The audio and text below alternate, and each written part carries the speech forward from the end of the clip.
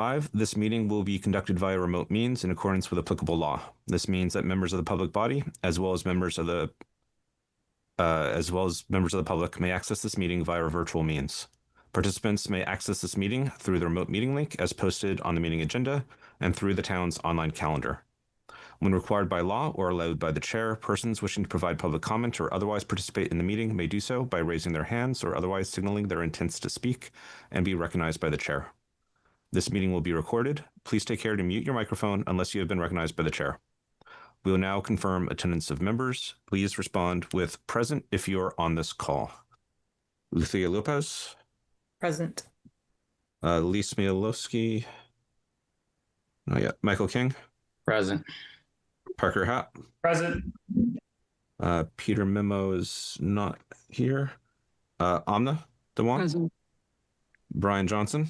Present. Rob Benson is not here. And Matthew Vronka is here. And just checking again, Elise is not on, right? Okay. Members of staff, Aneri Patel. Present. Lori St. John. Not present? No. Okay. All right. First item on the agenda is the minutes. We have both June 15th and July 6th. There were a couple of updates. Anything substantial, Aneri, besides correcting some typos? No. Okay. Nothing additional. Any proposed changes from anyone on the board? Otherwise, I would entertain a motion to approve the minutes for July 6th, 2026 and July 15th, 2026 as they appear in the meeting folder. So moved. June 15. June 15th and July 6th. Did I flip that? You said July 15. June 15th and July 6th. This is correcting the proposed motion. Brian, you still making that motion? Yes. Second. Thank you. Roll call vote. Lucia Lopez. Yes. Michael King. Yes. Parker Hatt. Yes. Amna Dewan. Yes. Brian Johnson. Yes. And Matthew Vronka is a yes. Thank you for catching that, Lucia. All right. Aneri, if Elise joins, just give me a shout. Okay, so Yep. because there's a lot of names in this meeting.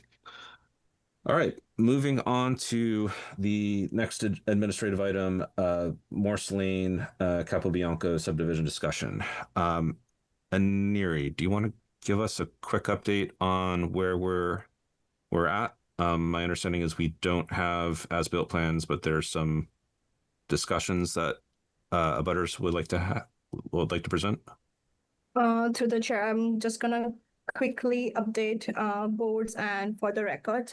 So basically, Morse Lane Capobianco subdivision approved back in 1992.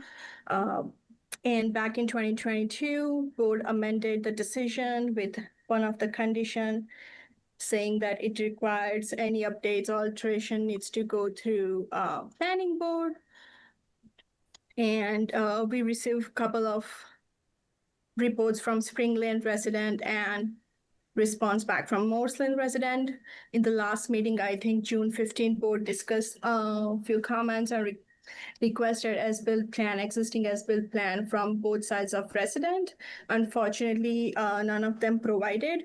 We do have residents on the call who would like to speak to the board and address their comments and concerns. Basically, board tonight needs to decide the next step on this matter. Okay.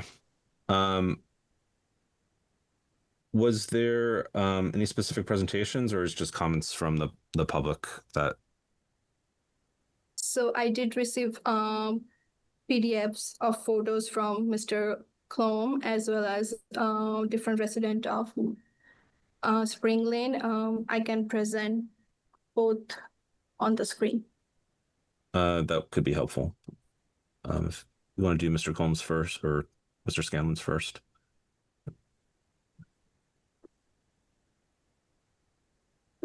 And Mr. Scanlon, if you'd like to narrate once it goes up. Well, I would like for the residents in Moore and Spring Lane to go first, if you don't mind. Okay. I don't have an objection to that. If the members of if was a presentation from someone on Spring Lane, we could put that up first instead. Through the chair, can you see my screen? Yes, it's being shared Okay. now. Okay. So, Is this the Spring Lane one, or is this? Spring Lane residents Okay. shared photos with me, so I'm just. Is this a specific resident, or is it? So I did receive photos from Dave. Then I also received photos from Ivan, if I'm not wrong, and I also received photos from Ed. Okay. So I compile everything in one. So I will present Okay. based upon what their comments are. And is this Mr. Tassia's first? Yes. Okay, Mr. Tassia, you have your hand up. Do you want to speak either to the photo or? Through Otherwise? the chair. Yep. Sorry to interrupt. Elise just joined the meeting as well. Okay, thank you. Mr. Tassia? Oh. Okay, I will Um, talk to the grading plan. And can you just Dave- for the record also repeat your address? Yes, Dave Tassier representing Pat Tassier at 5 Spring Lane. I will discuss controlling documents. A final definitive plan was approved by this board and recorded on 24 March 1992. The plan approved subdivision of land to create 4 new lots. This plan also shows the right-of-way is 33 feet wide except near Spring Street. The roadway is 18 feet wide. The offset from the property line is a minimum of 5 feet. The slope is 2 feet horizontal for a maximum 1 foot vertical. The slope is downward from the property line toward the northeast. In December 2022, this board amended the 1992 approval to allow a 5th lot. The board's certificate of planning action added condition 2. Upgrades or alterations to Morse Lane, which were not shown on the original subdivision plan, shall not be undertaken until a new definitive plan or amendment to the 1992 subdivision plan has been submitted to the planning board, reflecting these proposed upgrades or alterations. Alterations have been made without the submission of a new definitive plan or amendment. The absence of these documents is a violation of this board's 2022 decision, condition 2. The right-of-way is not compliant with the 1992 approved definitive plan. Tonight, I ask the board to set interim conditions barring future work, including paving, until a plan or amendment is submitted and approved. And as the board's process allows, I ask for a formal finding that condition 2 has been violated. Thank you, Chairman.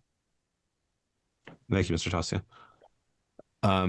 And this, what's being shown, I think, is from the original 1992 approval. All right, thank you. Yes, that's correct. The typical driveway cross-section is mostly what I was referring to.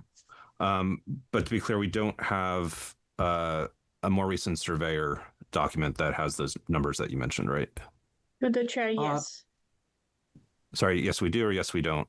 We don't have a recent documentation. Okay. All right. Aneri, who's next on your set of photos? I did receive a few photos from Ivan if he wants to present or talk about it. I'm going to just go through orders of the photos right now because I think that's going to be easier, and then come back to other comments. So is whoever had the next photos, was it Evan or? Actually, I'm gonna hop in and speak first, if that's okay. This is Sarah Minsk-Eduardo from 3 Spring Lane. Do you have a set of photos in the set, or what? We combined them all, so they're all mixed. Okay. All right. If the person whose photo's up here doesn't want to go right now, I will recognize you. What's your comment? Okay, thank you. There has been extensive grading and excavation along Morris Lane behind our properties. The definitive plan of 1992 specifies a road width of 18 feet. The road now measures between 22.5 and 29 feet across. Mr. McWhite measured in November, finding 23 to 24 feet at 5 separate points. Town staff measured in May and found the road at the start of my property to be at least 3 feet over the approved width. The plan also established a 5-foot setback from the property line. Behind 5 Spring, that setback is now 0. The graded surface sits directly on the property line for more than 100 continuous feet, and this cut continues behind both 3 and 1 Spring Lane. The eastern half of Morse toward Rice was not touched and still measures the original 18 feet. Google Street View image 4 months before the work shows the same 18-foot road right up to the intersection until this work began. The board asked for surveyor documents at the last meeting. Spring Lane provided those property surveys. We have not seen anything from Morris Lane. A survey can happen inside the definitive plan submission condition 2 already requires. But all measurement numbers from the town and ours are consistent. It's wider than the plan that this board approved, and it's clearly and unequivocally built outside the process that this very board set. Thank you. Okay, thank you. Ms. Capo? Sorry about that. Diane Capozzi, representing Pat Tasia at 5 Spring Lane. A drainage system now runs behind 1, 3, 5, and 7 Spring and ends in a 14-foot wide siltage pit. It sends stormwater along the back property lines of Spring Lane, which is opposite of the flow shown on the 92 definitive plan. I saw this system being built. When I arrived on November 18th, trees had been cleared at the back boundary of 5 Spring, and a backhoe operator was filling a large open trench with crushed stone. He stated he was conducting work as directed by 5 Morse Lane. Christopher McWhite was on site earlier that morning and documented the equipment used to dig the ditch in an email to the town the same day. On December 3rd, in an email sent to Aneri Patel, Mr. Scanlon described this work as putting some stones in an existing ditch. There was no existing ditch along Morse Lane. I witnessed the installation of the ditch, as did Christopher McWhite. Given the extensive tree damage at the back of 5 Spring, I had an arborist out for a site visit on December 9th. He pointed out tree roots that were cut and left exposed by the roadway expansion. He told me that this kind of damage can destabilize trees and make them prone to fall. Setbacks from boundary lines are meant to avoid these issues, but there is currently no setback behind 5 Spring. The silt fence erected after the construction is literally attached to our surveyor's lot line marker and the boundary marker between 5 and 7 Spring. None of this work appears on the 92 plan. Thank you for your time. Thank you. And I have two photos that show an area, the lot line marker, the silt fence attached to that. They're side by side. Thank you for your time. Henry, do you know where those are? I think this is the photo she's Okay. talking about to the chair. Thank you. Mr. Bruno? Oh, hello, Evan Brunel, 1 Spring Lane. Maneri, if you wouldn't mind bringing up the photo that has the dogs in them at the bottom, the second photo of the original. Yes, thank you so much. I appreciate it. Well, thank you. So, the 1992 plan, has been referenced, does allow a slope no steeper than 2 to 1 and a 5-foot setback. The excavation made the slope 1 to 1 and almost straight drop a point along 5. This photo shows both the road widening and the cut the grass by the fence is where it now drops. So my 6-year-old daughter and I have walked out of the gate for years, so has 3 Spring out of theirs, and I put the gate in so we'd have 2 safe emergency exits. And 5 more did acknowledge the danger to me and attacks by this cop twice locking and taping the gate without asking. even after I requested not to. I know the gate is a private property issue. I only know that to demonstrate the danger, that's self-evident. No, the 92 plan does grade the bank down and away from Spring Lane property line to cut into a brand new ditch with dirt. They're to claim that gravel was always there, and it wasn't. I mean, it is, you can see a solid soil bank many feet out from where the ditch is now, sending water in the opposite direction, which is destabilizing everything, and every heavy rain erodes more soil. The fences at 1 and 3, the trees at 3, 5, and 7, we've been advised, will come down on a road the public has a right to use with cars, walkers, and kids. I want to be clear that I'm not opposed at all to improving Morris Lane, but it does need to follow process and ensure safe condition. And the facts show that alterations and upgrades were made with no plan submitted. That is the condition 2 violation, and I think that's all that's needed for that finding, and a site walk could confirm the road also no longer complied with the plan. Thanks for letting me speak. All right, thank you. Is there anybody else from Spring Lane that wants to speak before Mr. Scanlon? Mr. Harrow?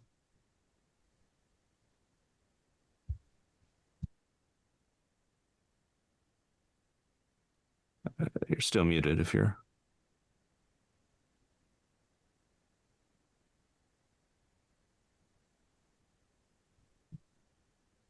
Still muted. Are you waiting for me to speak, Scanlon? No, I think Ed Harrow is going to speak. I think he's trying to figure out how to unmute.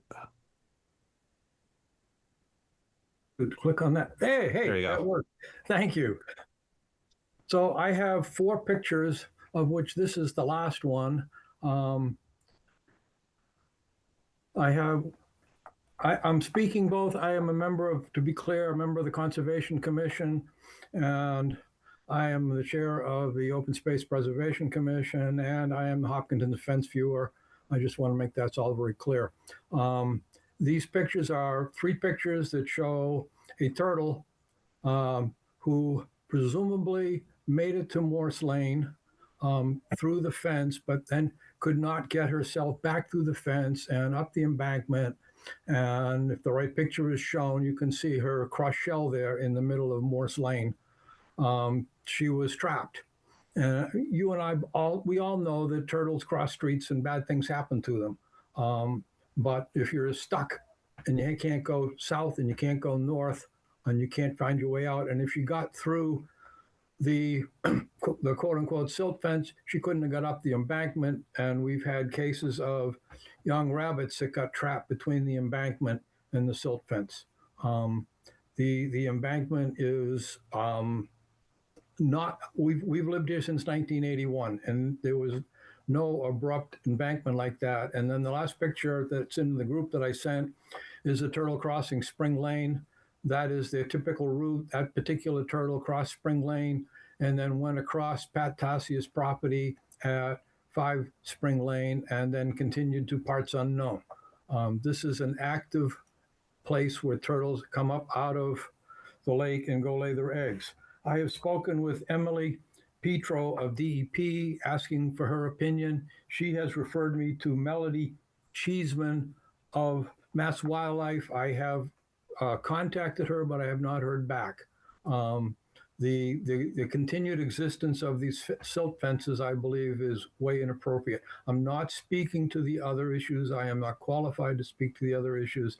I am not an abutter to those issues. Thank you. Thank you. Anybody else before Mr. Scanlon speaks again? I don't see any hand raised. If there's somebody else who is waving and I can't see you, please speak. Otherwise, all right, Mr. Scanlon, did you want to go through your?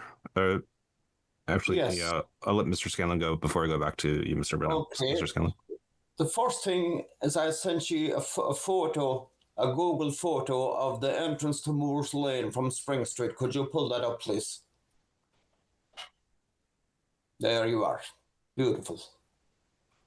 Right, that was taken from number I believe 6 Spring Street, which is directly across the way from the start, the entrance to Moores Lane, number 8 Spring Street. So this was the condition back then. So study that photo. Look to the left and look to the right. You see trees, you see overgrown shrubs, brush, and what have you. Is anybody in this committee right now telling me that this road is 18 feet wide? It's not 18 feet wide. Everything was overgrown.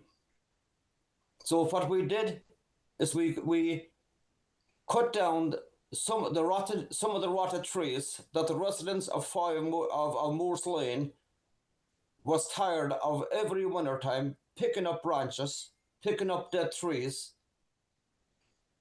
continuously, because we're responsible for doing this. Then we decided that we'd clean all the brush, which we did.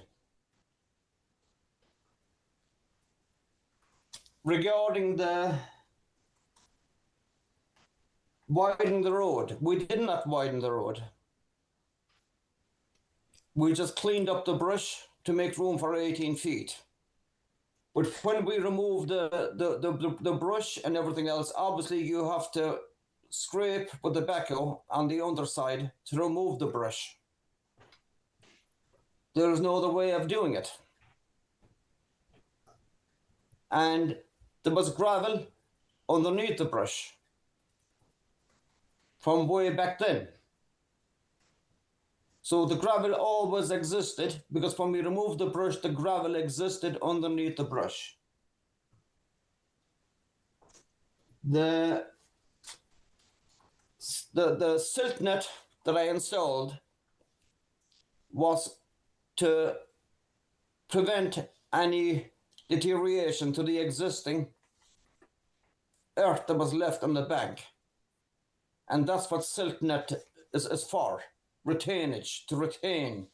It's biodegradable. You install it, it lets the roots and the grass and everything else, the weeds and everything else grow up through it. And in 3 years, it's all degraded and everything becomes back to normal. The photo you're looking at right now, that's the brush coming back up through Moores Lane again. The same brush as before. But multiply this by 100 times. This is the way it existed before. It came way out past this line. And the first photo that I sent you by Google Earth, that proves that. That photo, that proves it.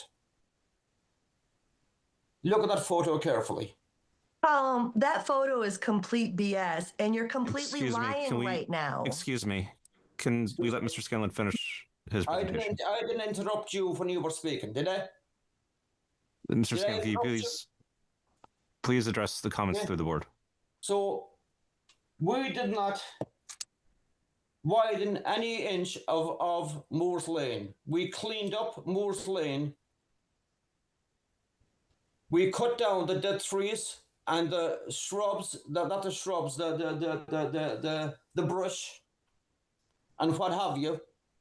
And like the photo you're looking at right now, we cleaned all those leaves up and all the debris that's underneath the leaves, because that's stopping our drainage flowing down Moores Lane. There was always a drainage channel running down Moores Lane.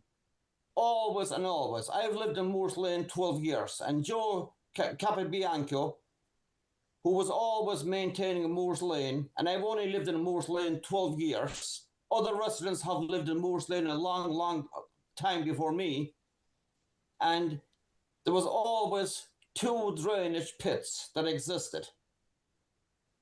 Now, none of them drainage pits, she mentioned 14 feet wide. This is the biggest exaggeration that I have ever heard of. They're tiny drainage pits. They're no more than 3 feet wide. Just the same size as they were before. 14 feet wide. I would love to bring this lady down there and dig a hole with a backhoe and tell her it's just 14 feet wide. She's lying. So I explained everything per my emails to the planning board. Without repeating myself, all we did is we carried out maintenance like we always did, and like Joe Capabianco did for years and years. Every winter time, cleaned up and filled the potholes. That's basically it.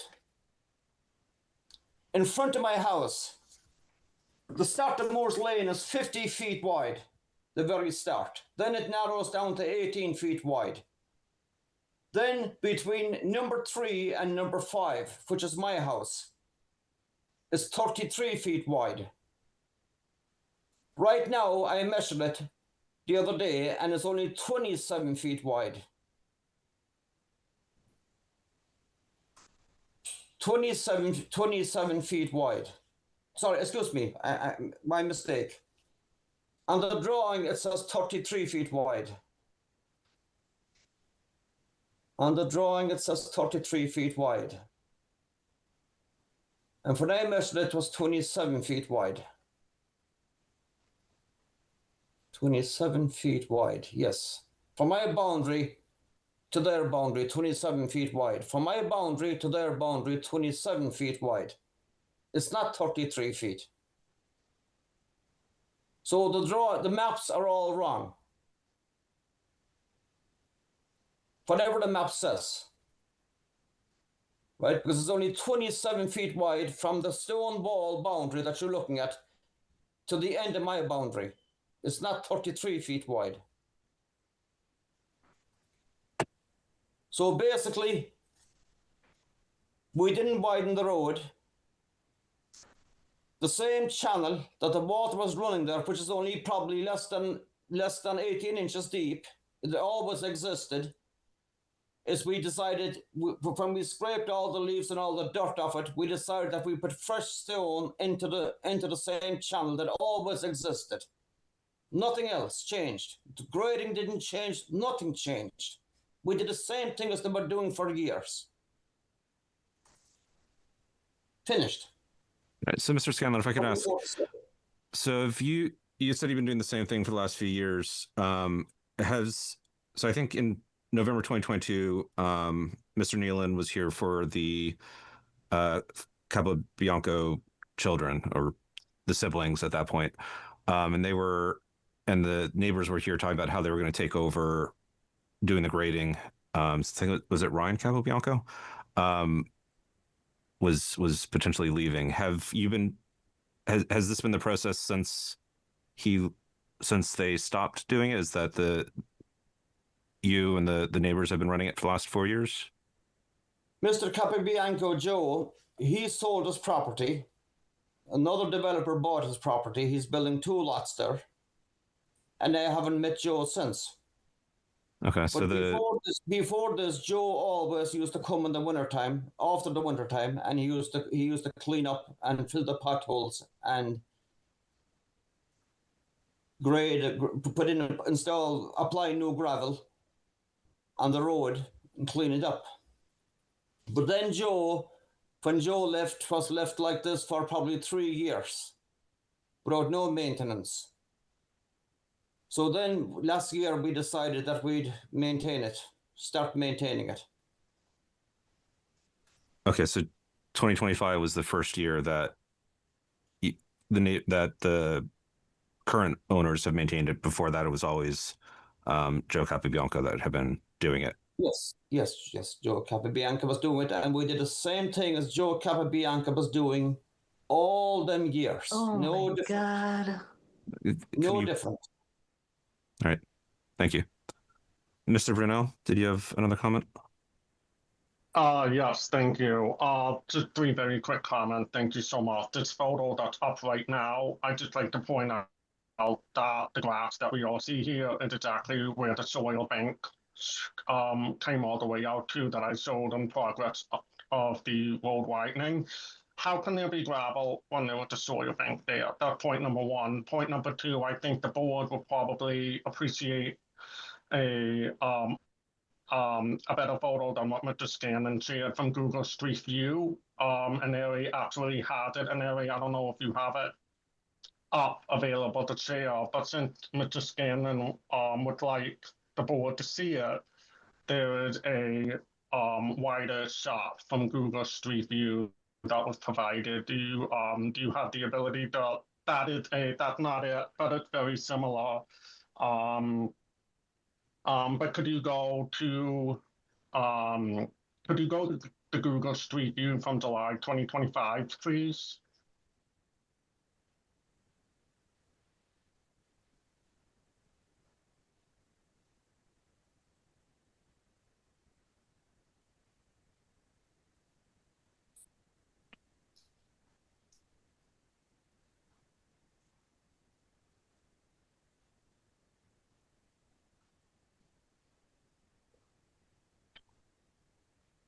Thank you so much. Thank you. Yep, this is the photo.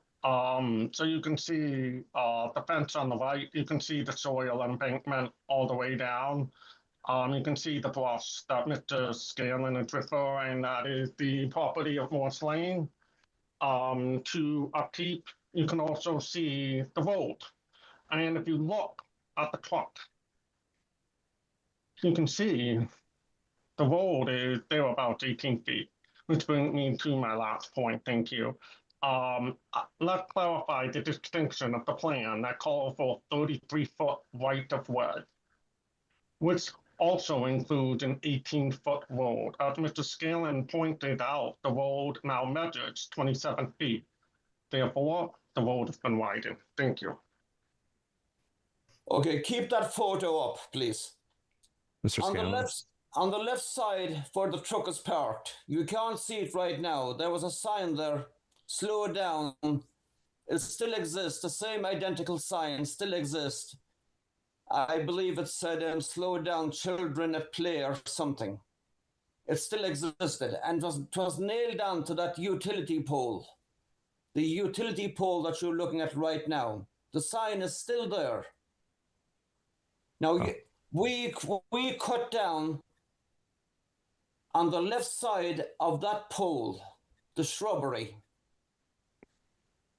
because that's our property. And that's where the original pole was, and that still exists, and that's where the sign was on the pole. 5 miles per hour, something along them lines, slow down. So we cut down that shrubbery on the left. So that's why the road looks wider. As far as the right side, if you look at the photos that I sent on the right side against the fence, there was extremely very little taken of that section of the road. Extremely very little. And the next question I have is this gentleman just mentioned about coming out his garden fence onto Moores Lane, his garden gate. And I Googled it and I sent it over to the planning board. Does he have the right to enter onto a private lane when he installed that fence? So I don't think that's really a subject before us right now. So I wouldn't want to weigh in on that. I see one hand raised, and so I'm going to call on Sarah. I don't have a last name. And then I'd like to move back to the board for discussion. So Sarah, do you have I forgot your last name. I apologize. Yes, no, that's okay. I'm just going to try to stick to the facts. So I've lived here since 2012, and Dave Tassi and Diane, who already spoke, they were born here. Their mother bought that house in the 60s. So that's how long they've been here. So they know exactly what this road looked like. So I wanted to just make that clear and give you just a background on their knowledge. Secondly, the plan said the road was 18 feet. Colm already admitted he made it 27 feet. So there you go with that. No, I did not. Thirdly, excuse me. Mr. Scanlon, could you let Sarah finish, please? In front of my house. And thirdly, Joe did take care of the road. He was taking care of the road from the time that I moved in 2012. What that meant for maintenance was he would trim the sides of the trees and he would fill in potholes. There was no drainage ditch there. He didn't excavate soil. I mean, we were able to walk out our back gates and, safely go onto the road. My son was 5 when we moved here. So, Joe didn't do any of that. So I'm going to try to stick to the facts here. So all Joe did was trim trees and fill in the potholes. So I just wanted to give you that background. Thank you. All right, thank you. So to the board and to Aneri. So what I've gathered from a lot of those notes are a lot of disagreement on the current sizes. And the one thing that kept being repeated is we don't have an accurate current measure of how the road in the subdivision is actually measured.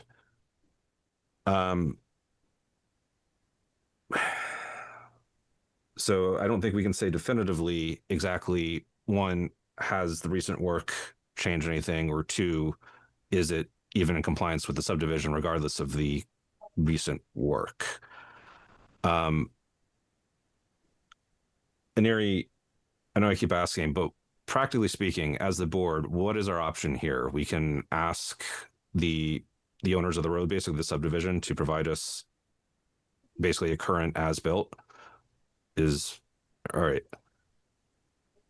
To the chair, And- that's the best option for the planning board to recommend, and the applicant need to provide. So we have some actual facts.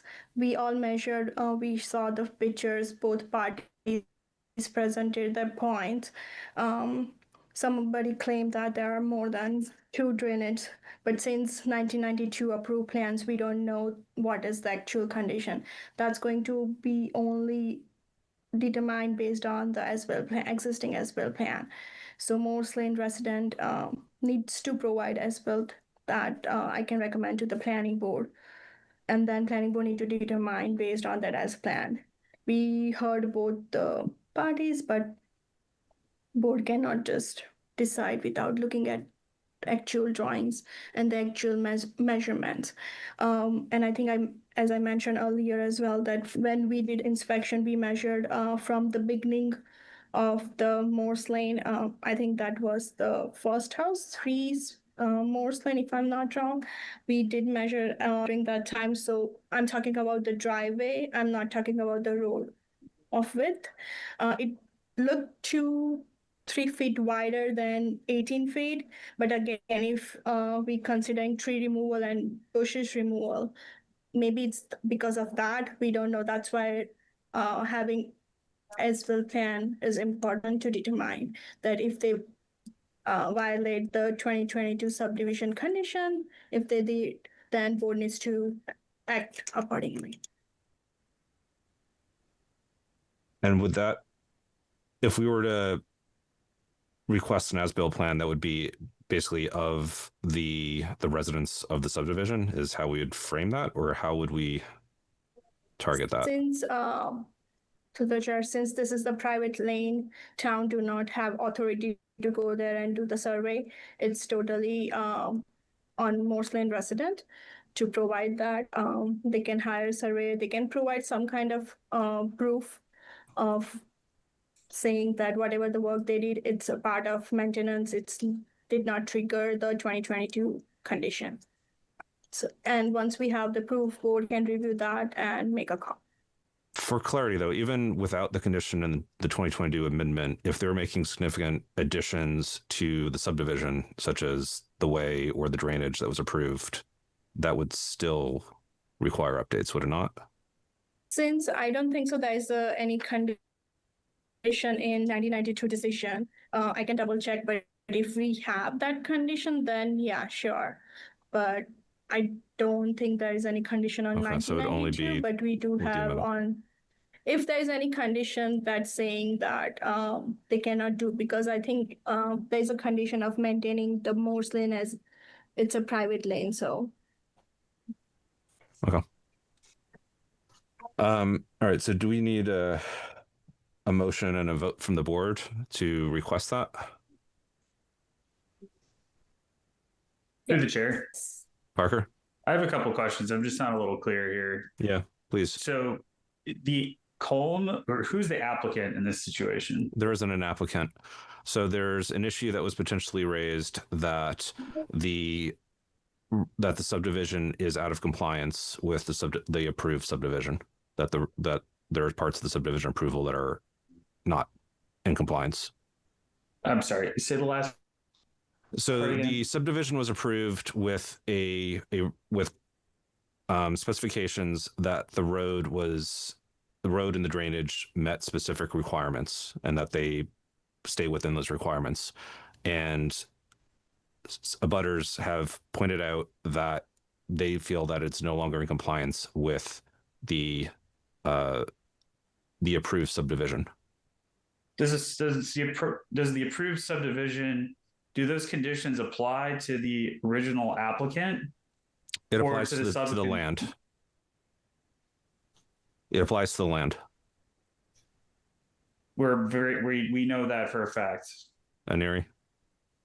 To the chair, it's gonna be the person who did the work, since it's a subdivision and all the houses are pretty much sold out. So whoever did the work is based on that. If the original subdivision owner did, like, I think the 2022 amendment was under Raymond and Anna Capabianca, if I'm not wrong. If they did the work, then it's going to be under that. But based on the current situation, it's usually whoever the owner of the property, since it's individually owned. Does that answer your question, Parker? Are you asking who the requirements that the road may a set definition applies to? By the latter. And then the other question I have is whether it's enforced. Do we have the authority to have an enforcement order on a condition for an individual that wasn't part of the original authorization as well? I'm not totally clear that the town can't commission a survey under our own subdivision review, and then we appropriate or at least waive fees for that as a board. This feels really weird to me, and I feel more comfortable having a greater look on by town council or some sort of additional independent authority. I don't think we could waive fees because we'd be being charged fees, right? We'd have to hire somebody to do it. Yeah, we wouldn't be assessing the cost on the homeowners, provided that we're demanding a report. And then let's say we get the report done for the new as-built. What happens after that? I'm not clear on. To the chair, can I answer? Aneri? If we get the as-built plan or any reports from Morse Lane residents, and it proves that they did not increase or did any alteration or upgrades, they are good. They don't need to file amendment to 2022 decision. There is no violation. But if there is any change and alteration, they need to file amendment to the decision. Answer to the question that since subdivision was done by somebody else, but it's individual owned property, and all the Morse Lane resident use the Morse Lane. So they are technically the owner of the Morse Lane. So any upgrades, alteration they are doing, it's gonna be under them. So I just don't know if that's true, because wouldn't a subdivision approval after 1956 be governed where the owners don't own to the center of the line? Or is this subdivision differently in the as-built plan, because it was submitted in 1992, is then governed under post 1956? I just don't see. Are we saying the abutters own to the center of the line? That's what we're saying. They own the area. Yeah, since they own the property, it's not like they have HOA or the original homeowner, original subdivision owner taking care of the subdivision. So everything is based on individual owners right now. If they have HOA, they can go through HOA, but I don't think so Morse Lane do have any HOA, so. I just don't know if that's true, Matt. I don't really feel comfortable with this, but I'll let other people weigh in. Brian? Thank you. I don't know if this is related to the question Parker was asking or not, but so part of the discussion seems to be there seems to be some drift in the width of the road and the actions that were taken on either side of it. And at least one person here said, I didn't, I just did this. And other people are saying, but a lot more was done. Now, 1992 was quite a few years ago. So the question becomes, if the road today is out of compliance to what was agreed to 1992, and this might be related to Parker's question, I'm not sure. Does it matter if it was done within the last 2 years or if it was done 10 years ago? Or is our action still going to have to be the same either way?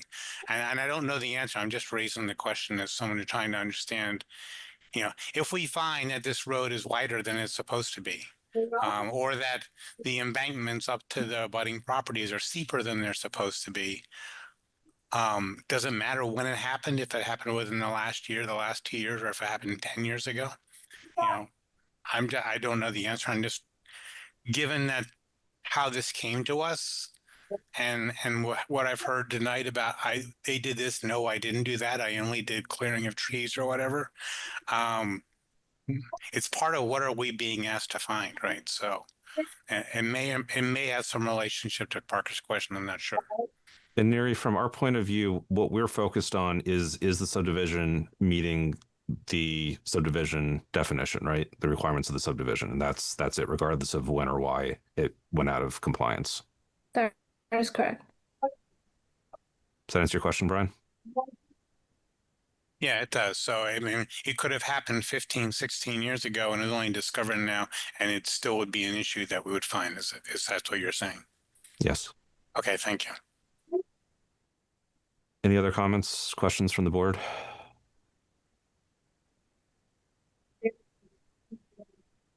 So I think that brings us back to, we don't have a clear understanding of exactly how the road or the subdivision generally looks right now in terms of the drainage, in terms of the Morris Lane. My understanding is the next steps that we really have is to, and there is the right word, demand or request at this point. Like I think we've already requested, but basically demand an as-built plan that matches what's currently there. That is right. In the last meeting, June 15th, board did requested as-built plan, but we did not receive. If I'm not wrong, Mr. Klum, in one of the email, he mentioned that they are doing some drainage or buffer report, something.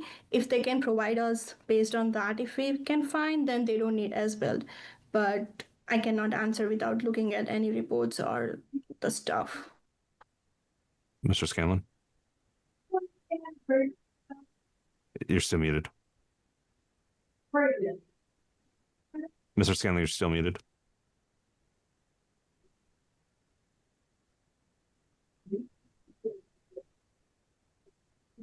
There you go. Can you hear me now? Yep. Okay. Now O'Driscoll Land Surveyors, all the maps that I gave him, and he looked at other maps, and there is nowhere that he can see the 5-foot or 6-foot buffer zone. So nothing makes any sense to him. So, sorry, if you're not currently speaking, could you please mute your Zoom app? A couple people are lighting up. Mr. Harrow, specifically. Thank you. Sorry, Mr. Scanlon, you were saying that the maps that your surveyor has doesn't make sense, or are you looking at the original 1992 maps? I sent him every single map that I had, that I got, and I asked, I forget her name, the lovely lady who was speaking there from the town. Neri. She sent me some maps, and I sent them on to him. And he's confused about his so-called 5-foot, 6-foot buffer zone. So it does not exist.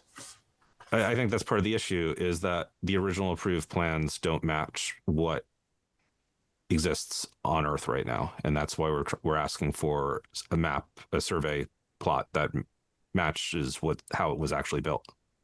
It does not exist, he told me. There is no map that exists. In other words, when this was when Moores Lane was first created, we'll say, started building it, he believes the first house on Moores Lane at the very number, that's probably number one, is the start of Moores Lane was 50 feet, he believes, which it says on the map. Then it was reduced down to 18 feet. Then when the Capabiancos applied for planning for number 3 and number 5 Moores Lane, he believes that back then they probably gave him permission to widen the road to 33 feet. You follow me? So the start of Moores Lane is 50 feet. Then is 18 feet. Then when they applied for planning to build number 3 and number 5 Moores Lane, Dan O'Driscoll believes that then he got permission to widen the road to 33 feet. So I think that would be... Yes. Once he passed number 3, they increased the width of the road. And then that 33 feet continued all the way down Moores Lane. So I think that would be helpful context if we were looking at the as-built plan that shows that those changes in dimensions to explain why it changes at different locations. But what we need right now, I think, is that survey of the lot and the road and where it changes dimensions.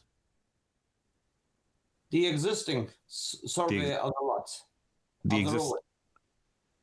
If there is a survey that is as it is right now, yes, with the changes in dimensions. Right now. Well, the residents of Moores Lane agreed that they're not willing to spend the monies to do this because they know, and some of them have lived here all their lives, they're elderly folks, that nothing changed. There's the same old routine that was always carried out, except this time, the fact that road was left for three years since Joe Capabianco didn't maintain it after he sold his house, that everything overgrew and everything went to hell, that we decided to clean up. So nothing changed. So then they're not willing to invest the money or spend the money to do this for no reason. So one of the things, as Mr. Brian mentioned earlier, is that even if it didn't happen this past cycle, it sounds like somewhere along the lines, the way that the road was built doesn't match what was approved with the town in 1992. And that's what we're trying to square. Nothing matches. I told you in front of my house, it says 33 feet wide. It's only 27 feet wide. So it's not, so the maps are wrong. Right. And so we're trying to correct that. That's what we're trying to correct. But no one has the answer. This is the end of my lot plan. Right? So there's supposed to be 33 feet wide to the boundary across to number 5 Spring Lane. There's only 27 feet. So where do you go from there? Aneri, like where are we at? We can demand a survey, as Parker said, but there's not much else we can do at this point, right? Yes. And it's obvious that I didn't encroach on anybody's property because it's only 27 feet wide. There's 33 feet wide on the map. Thank you, Mr. I also, just to be clear, I didn't say we can demand a survey. I'm not even clear that we can do that just based on what I'm hearing. And I would feel a lot more comfortable understanding the position of town council on this because just in me doing some research, current owners take their property subject however, just because something happened 15 years ago doesn't mean a person contemporarily is personally liable for widening that allegedly was completed by someone, years earlier. And we don't know if the widening happened under the previous tutelage of Mr. Capabianco. We don't know if we don't know. And I'm hearing what Colm is saying, that there was gravel under the road when he was pulling brush and debris away. So did they widen it 15 years ago or did they do it earlier? We just don't know. And I think even if we have a survey, getting back to what I was saying before, what's the end goal that we want here? I'm hearing the Spring Street residents say, hey, I want to be able to walk out We want to let turtles be able to go up and down embankments. I don't think anybody likes seeing dead turtles on the road. And so can we find like a compromise that, allows for there to be a little bit of, peace in this corner of town? And I think still the cleanest answer is, and getting back to it, I don't think private residents should be in the business of managing roads. I think the town is better able to do that. So if we can, as a board, help to shepherd this forward, the town taking responsibility in the future, it's probably the best path, the defensible path forward. Because otherwise, I don't know how we get to an outcome where everybody on this call is going to be happy again. I believe the other option would be to request that they return the road to the 92 plan. But not clear that we can enforce that. We don't know if the improvements that he did happened because clearly there's gravel already under there. So did the improvements happen 15 years ago and he just moved a bunch of road debris and leaves? Who's to say? I don't know. Thank you, Parker. Aneri? Through the chair, I just wanted to point out to the board, in the first email from Mr. Klum, he mentioned that the work performed back in December 2025, that was like pothole filling, brush removal of fallen or hazardous trees, minor grading to maintain the Morse lane, as well as adding material to drainage wall or soakage beads. And I'm just gonna say only those two parts count as an alteration. Rest of the stuff which everybody talk about, tree removal, potholes, brush removal, that's part of maintenance and they do have right to do that. But I will just point out under the alteration like drainage wall or sockage bead, adding material, that count as alteration. That don't count as a maintenance. And that was performed by Mr. Klum in December 2025. Based upon the comment and inspection we all did. I'm not gonna talk about the tree removal and all that stuff. That's a part of maintenance. That's their right. It's a private road, so they are allowed to do that. They need to maintain the Morse lane. So I will just not focus on that. But the recent work done by Mr. Klum, that's the reason we are requesting from him. If it was performed by all the Morse lane, then all the Morse lane residents are. I understand Parker's point that no, that don't make sense to ask for as-built, but if this issue bring to planning board and planning board is the only authority which they need to address this issue, since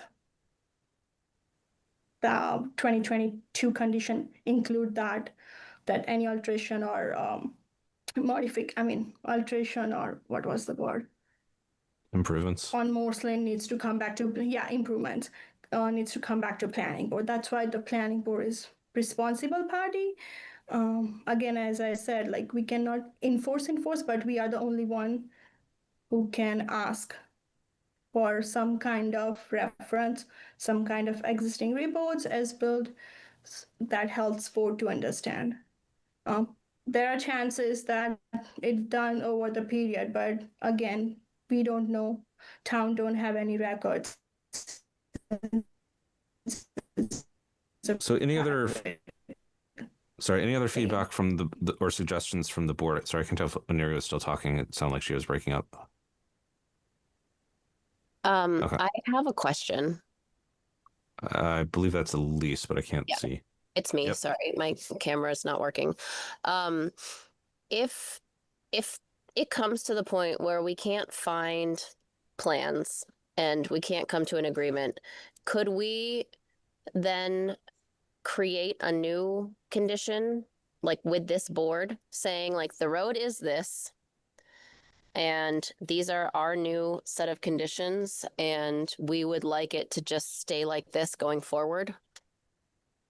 So I think that's what we are potentially proposing, but we don't know what it is right now is the issue. And so that's why we need the as-built plans to say, as a board, are we comfortable with how it's been changed and amend the 2022 decision or the 1992 subdivision to support the changes. Otherwise, we could look at the changes and say, this isn't something we're good with, and decide where to go from there. The problem is we can't say we're good with what we have right now because we don't know what we have right now. And that's why we need the as-built plans.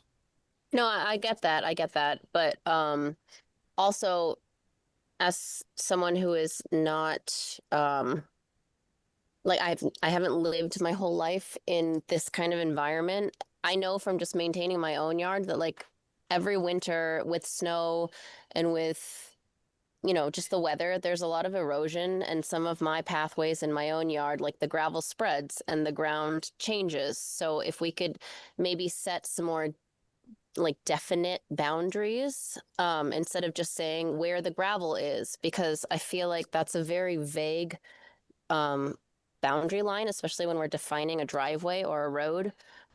Because I feel like if you run a plow through, it could spread the gravel out and you won't really necessarily know where the original lines were.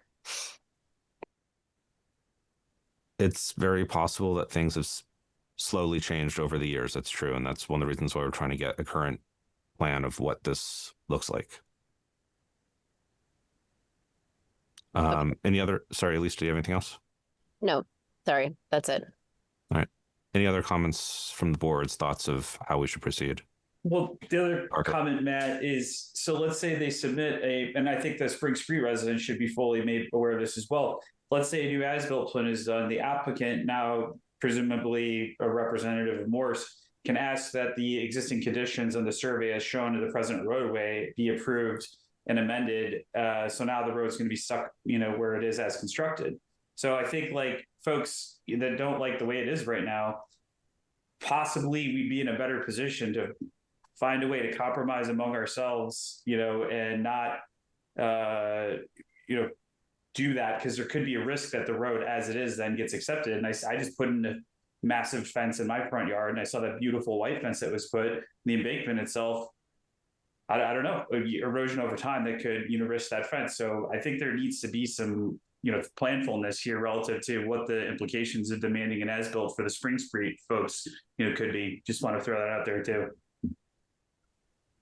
Focus just on where we are as a planning board and making sure we understand where the subdivision is defined.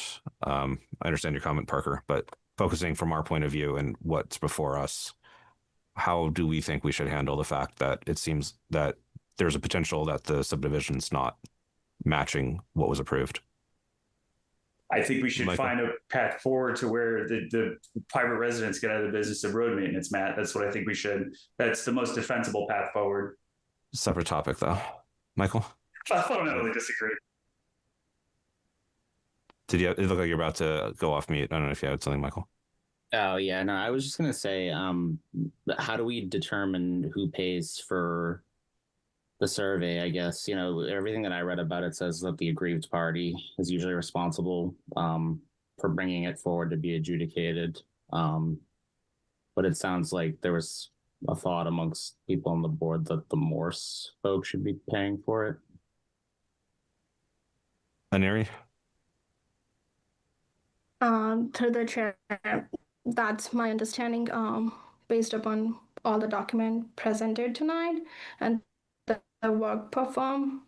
They need to provide the plan or any kind of reports which indicate like how drainage, what exactly going on the site, and if board wants to do a site walk, if that's okay with Morse Lane resident, board can do that too. Since it's a private lane, board needs to make a call. Yeah, so at the very least, it sounds like the drainage system has changed, which would have counted as a major change. And so there is that part of it. Does the board think a site walk would be helpful here, or do we think we have enough information to figure out a path forward? Or do you think even if we did a site walk, it wouldn't change our thought process? So the chair. Amna, yeah. I thought, correct me if I'm wrong, but Aneri didn't, in a past meeting, I thought you said that you and John had walked through it and done some measurements. And if that's the case, and the measurements are obviously, since they did it and did whatever they had to do, is probably accurate. I'm not sure if we already have concrete data on width of roads, et cetera, if us doing a site walk is going to add anything. I mean, I'm not opposed to it, but I'm just not sure what value it would add if measurements have already been done. That's my understanding from the previous meetings, that we did measurements, but they wouldn't be formal enough to count as a as-built plan.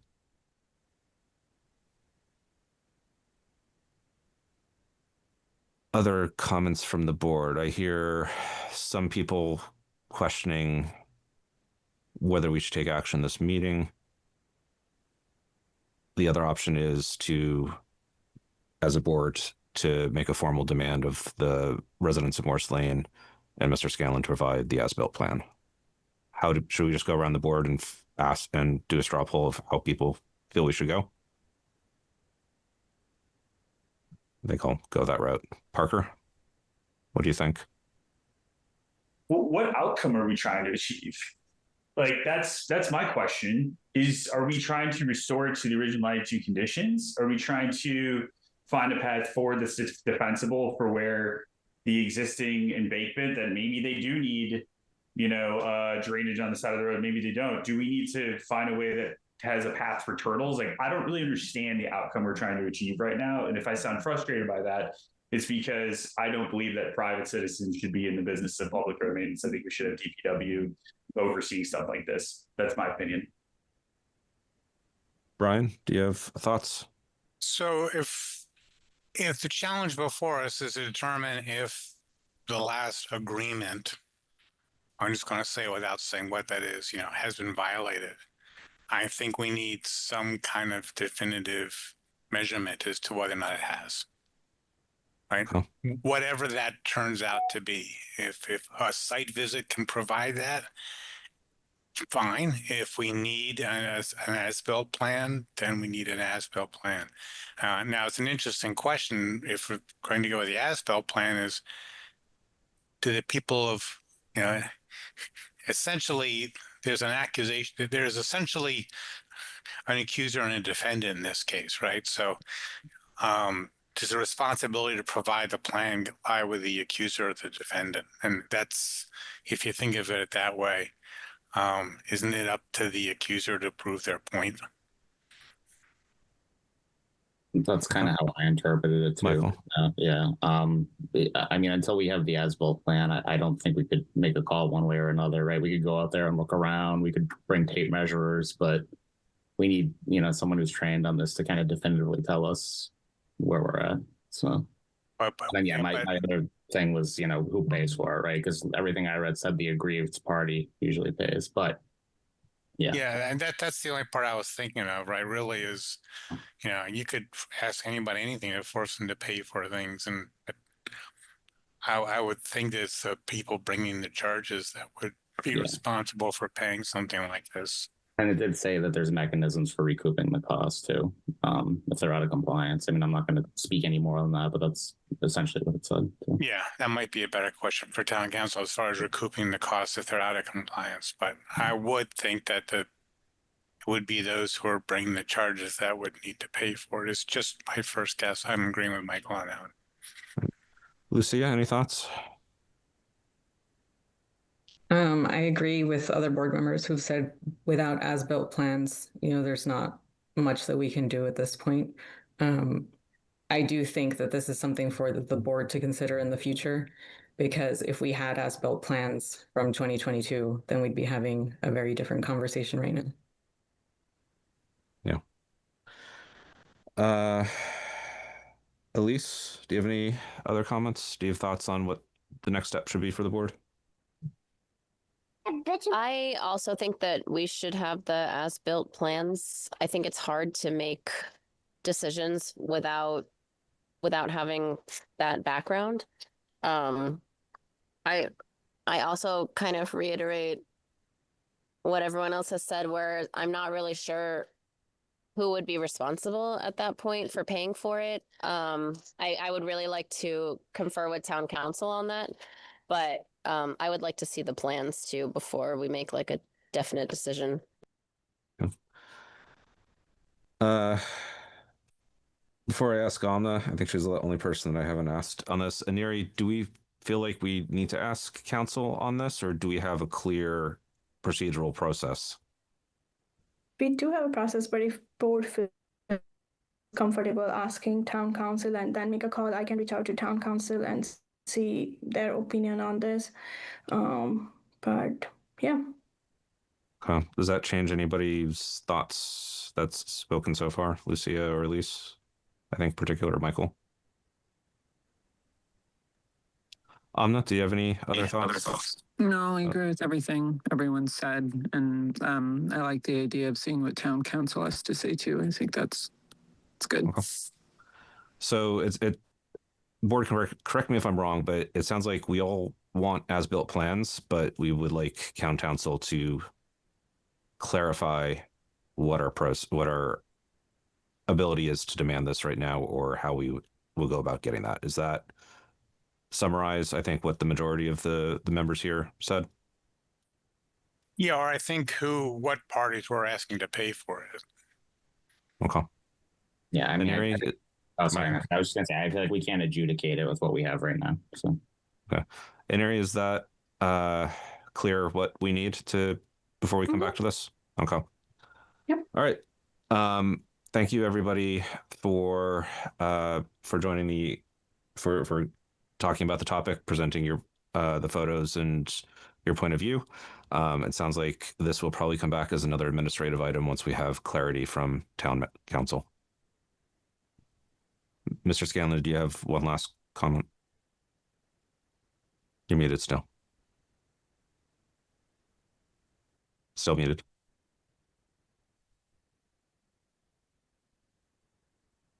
Still muted. Okay. There you go. Okay. Elsie made a point there. 92. Since 1992, think about something. The town ploughing the road, pushing gravel as they plough the road. It's a gravel road. Joe Capobianco doing the maintenance, dropping off truckloads of gravel, spreading the gravel all the way down Moore's Lane. It's obvious that the gravel is going to go to the right or go to the left and widen the road a little bit. It's common sense. Bit by bit, since 1992. That's a long time ago. Thank you, Mr. Scanlon. We'll probably get back. Regarding the turtles, if they're that worried about the turtles, why do they install PVC fences at the rear of their properties? Thank you, Mr. Scanlon. Gates coming out onto a private lane. If they're that worried about the turtles, let them remove the PVC fences. Thank you. So we're going to move on to the next administrative item, which is the discussion of zoning bylaw changes. I'm sorry, why did he get a last word but not us? That's not fair. So we're moving on to the zoning bylaw discussion. To answer your question, because we are most likely going to follow up by asking about the as-built plans. My expectation is that we're going to end up What's the point of having a planning board if the planning board doesn't uphold their own decisions? What's to stop everybody else from ignoring all of your decisions and saying, we don't have to do it? I mean, isn't that the whole point of having planning board decisions, so you uphold them? This is kind of quite the precedent. I'm willing to discuss this offline outside of the meeting. If you have a specific question that you'd like to talk about via email, you can reach out to either Neri or to me by email. Okay, thank you. All right, moving on to discussion on zoning bylaw changes. So I think Neri had sent out an email a little while ago asking if people had topics that we wanted to talk about. The Zoning Advisory Committee is coming to the end of its term, and we'll be impaneling a new zoning advisory committee in a little while. There's been a few topics that I think the board has raised. So I wanted, as a board, to talk about what the top priorities should be related to zoning bylaw changes. If there's any that we thought we wanted to handle ourselves, or generally we would ask Zach to basically do the research first and give us a research packet for us to make decisions about later. Just for context of what Zach has been working on this past year, they did a lot early with the MBTA overlay that we had to do going into town meeting. More recently, they've been working on extending the ADU bylaws, integrating with what the state had changed, and then considering what towns in similar situations are doing with ADUs and how it fits in with the town's goals, and also looking at 40Y starter homes, affordable homes, which also kind of fits with the master plan of trying to figure out starter home plans, but also taking advantage of more recent state level initiatives. So that's what they've been working on. I know the board had talked about 40Y zoning in the past. Other topics that the board has raised is talking about parking. Parking garages came up. Parking maximums was something that the board had raised when we talked about this before. We've talked about clarifying EV charging regulations, clarifying 210-202G, the downtown mixed use, comprised of retail space on the first floor.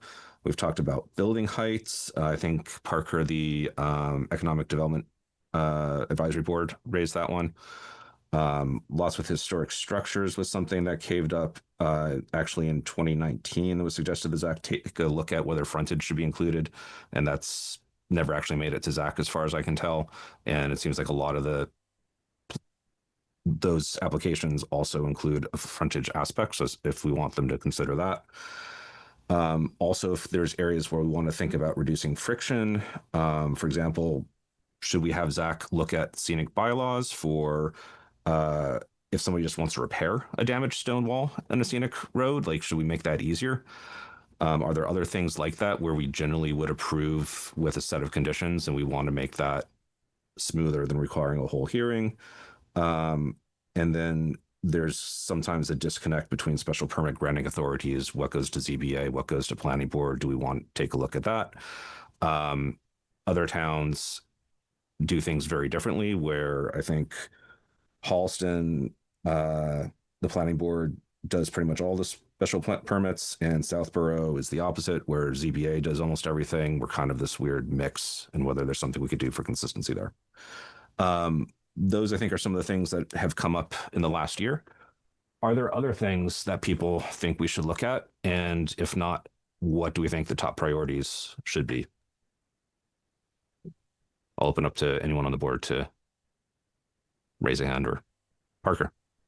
Yeah, I think we should be looking at our maps, our use table, and also how we are going to look at what Economic Development Advisory Board has been advising, which is ask Zach that if we were to pick pockets in town near large population centers or hubs, what they would potentially expand the map insofar as, you know, available zoning for commercial properties.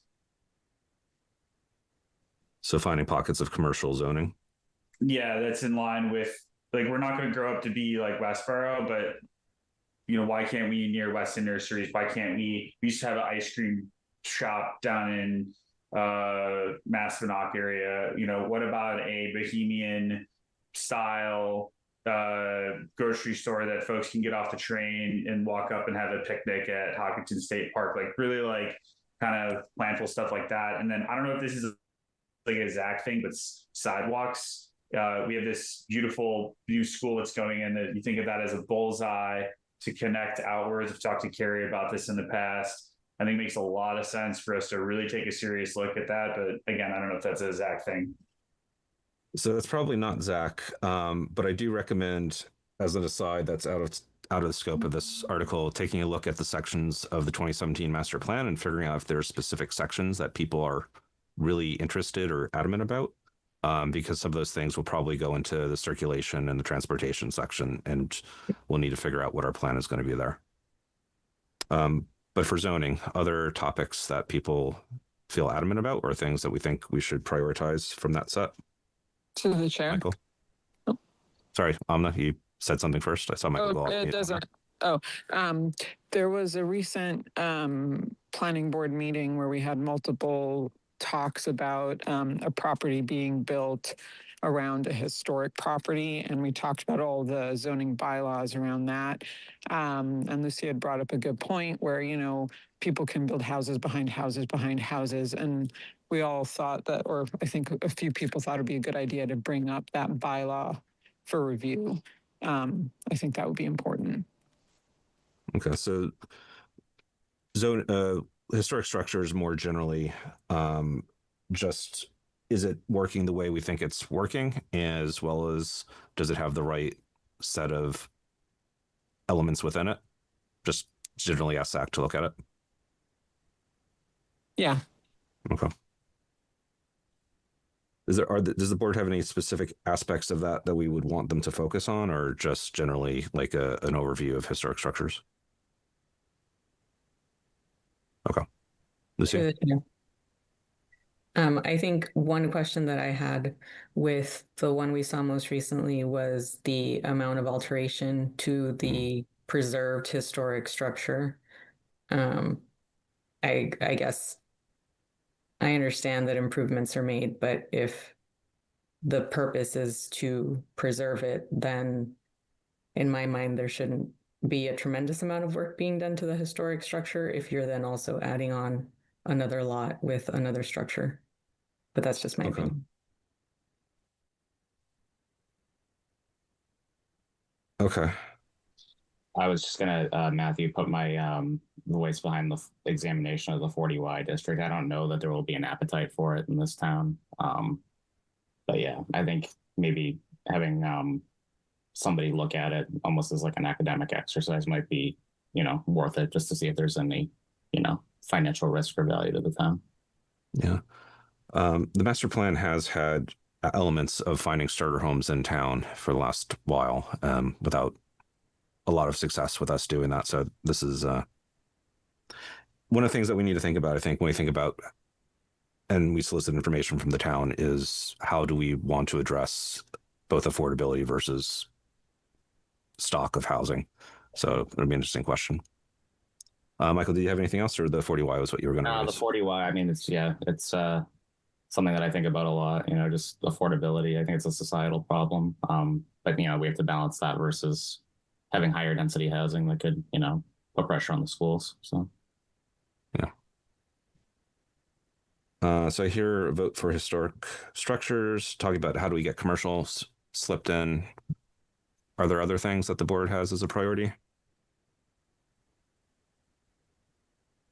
I have lots of ideas.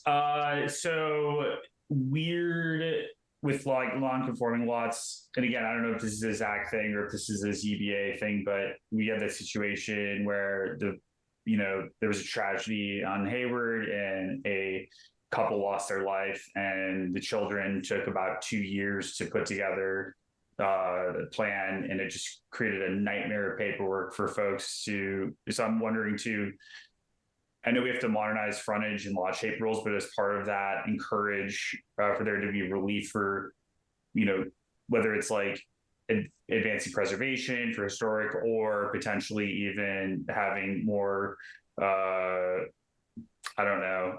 reduce frontage requirements if there's places where it's like Maspinock is a silly place, something like that. Just, I'm like pretty attuned to that, driving past it all the time, and I just feel that that could be something we think about. And then last was for adopting some sort of like carve out for historic, that having a historic property but flexible provision, whereas like Colella is technically historical. I don't think it is personally, but it is under the rules. Sorry if I offend you on that. But I would like to see a big, beautiful building there, and something that is more in line with, I believe, the growth trajectory of the town, given recent downtown development. So added those two. So which buildings you mean? Old Colella's CVS is technically under historic, and because of that, there's special permit authority that it has to go through in order for any alterations through historic as well. And it just, for if you're a investor looking to, potentially, improve that area, it creates quite a burdensome, path forward given our existing rules. Some of that might be outside what we could do just through zoning, but okay, I'll make a note of that. Yeah. I mean, I don't know how we do that. We could sponsor a town bylaw change, right? Make it more effective. Yeah. I wonder if the economic development advisory board might be better sponsoring that, though, if they've got a specific use case. Yeah, not bad idea. I'm so forgive me. Are we still talking about stuff that is both planning board and Zach, or do we want to just focus on Zach? So specifically, the agenda topic was zoning bylaw changes. Okay. Which generally involves things that would fall under Zach. If there's Got it. specific things that we think we would want to take up our own rather than hand to Zach, please call that out. Otherwise, also, Right. otherwise, I'd like to wrap this up. And if people have other ideas, you can always email them out and we can schedule offline. Any last items here? Nope. Okay. Thank you. Got a couple things that when Zach comes back in September, probably we can pass on to them to take a look. If people come up with other ideas, please raise them. We'll get them on an agenda and talk about them at a later time. All right, moving on to public hearing about an hour later than I think the agenda proposes. I appreciate Mr. Gassett's patience on waiting for this. So I believe this public hearing is already open. But I believe, Mr. Gassett, you were not here last time to give us a brief overview. Would you like to just kind of talk about the project? Yes, first, I'd like to apologize for the last meeting. I caught up on my sleep, I guess. That was totally a mistake on my part. So I did a basic plan of what I had of the house. The stone wall that's in the front of 27 Ash Street, because we're going to do away with the existing driveway and the new driveway will come off Catherine Drive. I want to try to clean up those stone walls. They were done, I believe that, from what I'm told, the concrete cap on top was done somewhere in the 70s or 80s. The wall has been there for many years.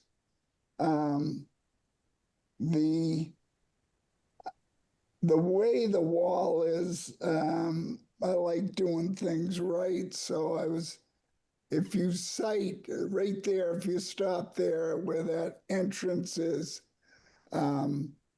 it doesn't even line up with the front door of the house, and the front door's in the same place. That wall right there that you see, I was going to fill in between the two walls where the driveway is and get rid of the columns because they're obviously not needed.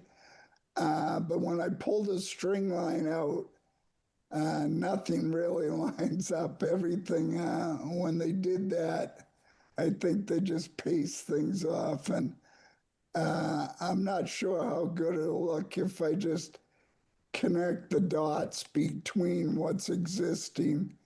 And then I want to create a curved wall and go back in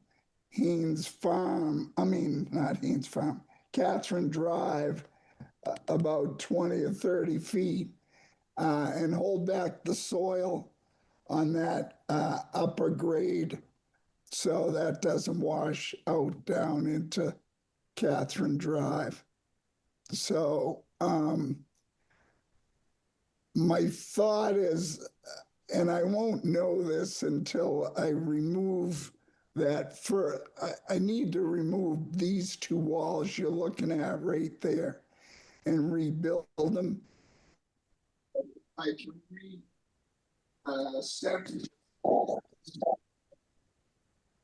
It sounds like your mic stopped picking you up. Did he go offline? His mic went out, I think. Yeah, I lost him too. There it is.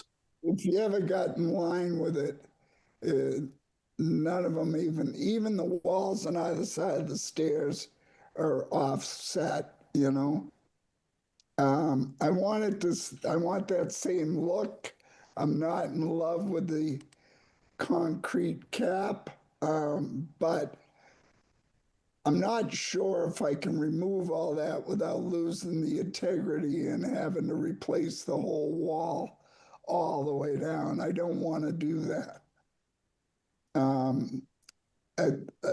In my opinion, I'd love to keep the wall and put flat stones on top like a standard stone wall. That would be my goal. Okay, so are you still proposing to remove the cap, or you're not sure because you're not clear on the integrity of the wall? I'd like the board's approval to remove it if I see that I can take it out. I'll know when I have to remove the other walls, how much it holds the wall together. You know, it's been a long time, so sometimes it's difficult. I'm going to try to cut through it in sections and remove and see how it goes.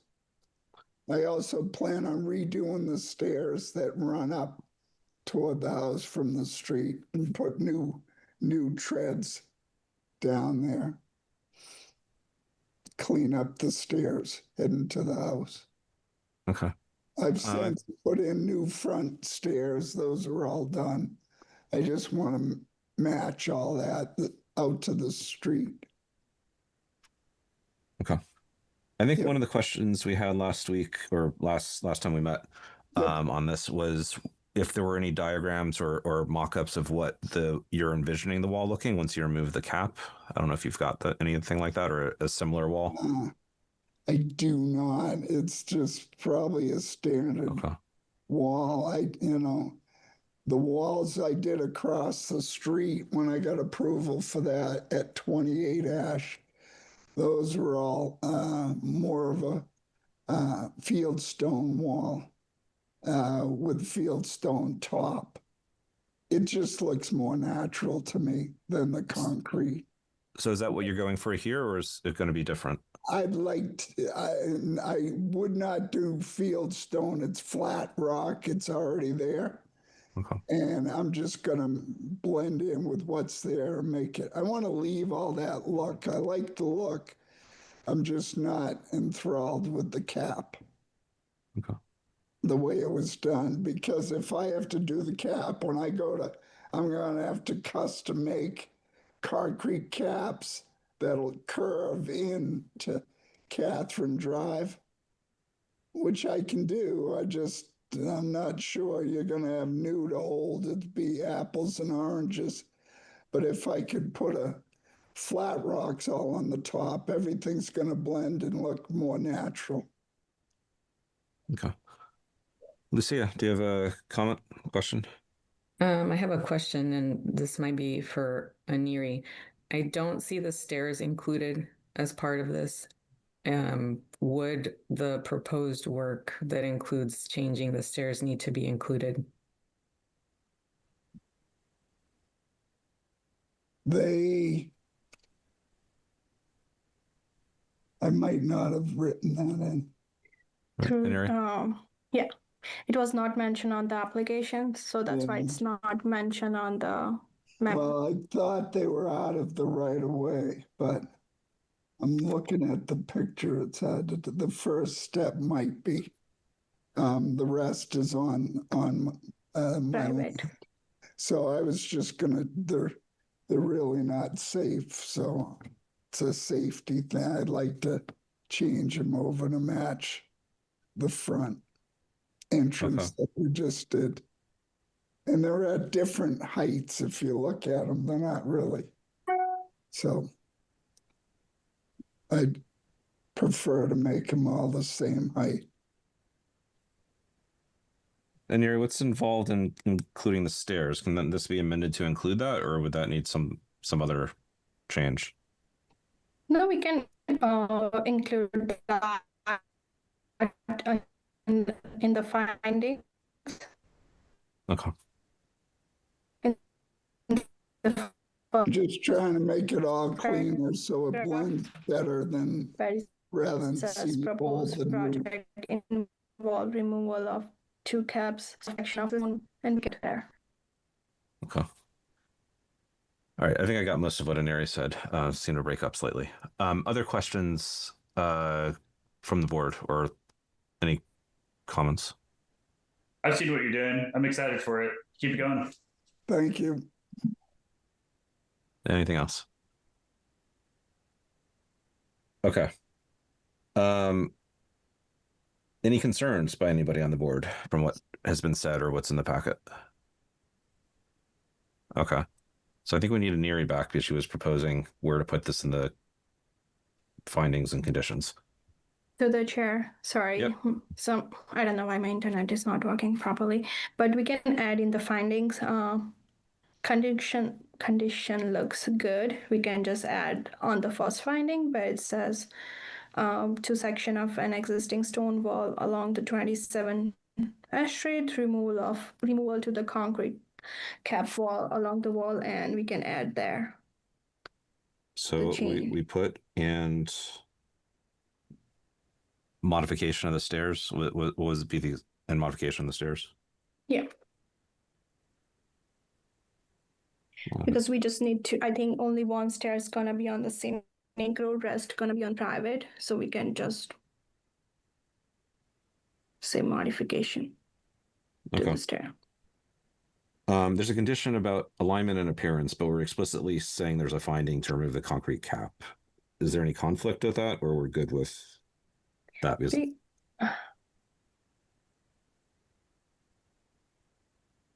we are okay with, it's gonna be okay with that.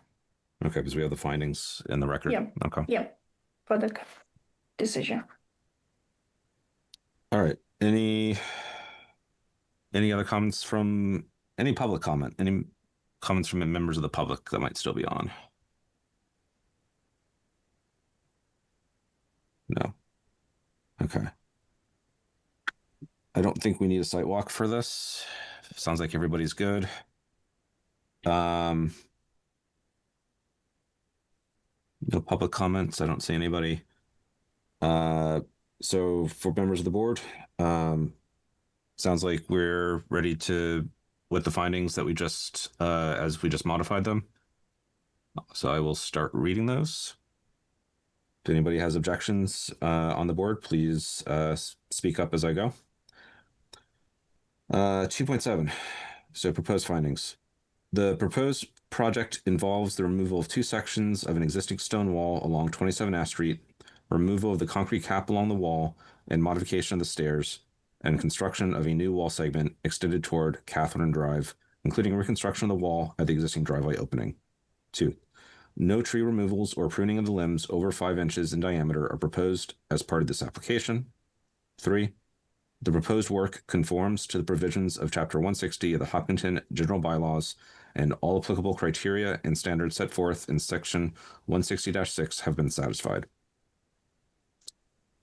Moving on to the conditions. The applicant shall provide photographs of the area of alteration after work has been completed. These photographs shall be submitted to the principal planner for review and approval. The applicant/developer shall provide the principal planner with a project point of contact and contact information prior to the issuance of a building permit. This point of contact information shall be kept current through correspondence to the principal planner until work is considered complete. 3. The applicant shall reconstruct the stone wall to match the original height, alignment, and appearance. Original stones shall be reused to the maximum extent practicable. However, if replacement stones are needed, they shall be similar in size, shape, and character to the existing stones to ensure a consistent appearance. 4. If required by the Department of Public Works, any work within the town right-of-way shall comply with applicable DPW requirements, including obtaining a street opening permit if determined necessary. Okay. I would then entertain a motion that the board accept and approve the findings as previously read aloud by the chair. So moved. Second. All right, motion by Michael, second by Elise. Sorry. That was Lucia. Oh, sorry, Lucia. I'm not looking at the screen and my hearing is not going well. Okay. Roll call vote. Lucia. Yes. Elise. Yes. Michael. Yes. Parker. Yes. Amna. Yes. Brian. Yes. And I am a yes. Okay. I would then entertain a motion that the board approve the scenic road permit with the conditions as they were previously read aloud by the chair. So moved. Second. That was Michael and Elise this time? Yes. All right. Guys are confusing me here. Lucia. Yes. Elise. Yes. Michael. Yes. Parker. Yes. Amna. Yes. Brian. Yes. And I am a yes. We are all set here, right, Aneri? Yep, just need to Okay. close the hearing.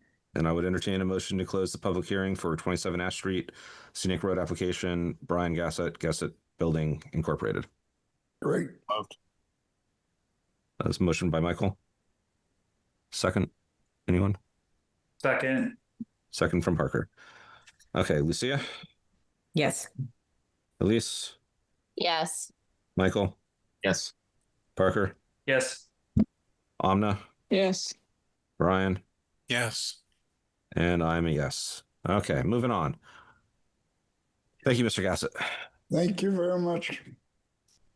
55 Wilson Street. The applicant has asked us to continue.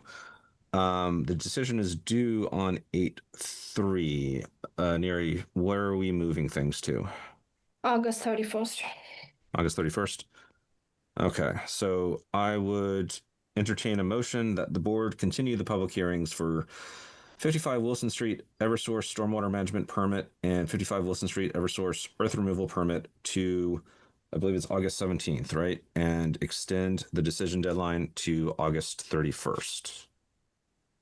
So moved. Second. And a roll call vote. Lucia, Yes. Elise, Yes. Michael, Yes. Parker, Yes. Amna. Amna? I'll come back to Amna. Brian, Yes. I'm a yes. Did we lose Amna? Sorry. Yeah. Yes. Okay. All right. Moving on to continued public hearing. 12 Maple Street. All right. So we had I just closed my memo. We had a site walk last weekend. It's really interesting seeing these historic ancient ways that basically look like a really long driveway all the way to the driveway. You can't even tell where it switches.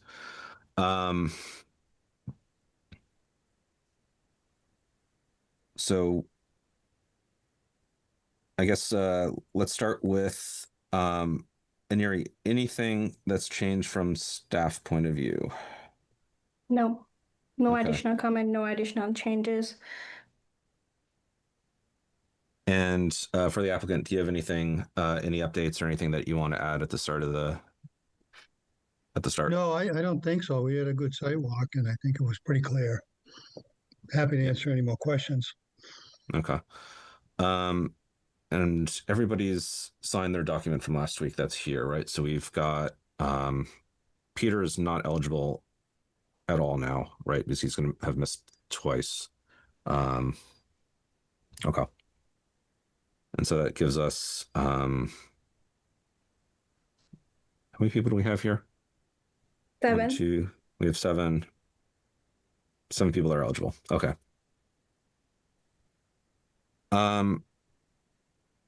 Is there any questions from anyone on the boards or any comments? Everybody remember the project. Aneri, do you want to put up a map of the plot?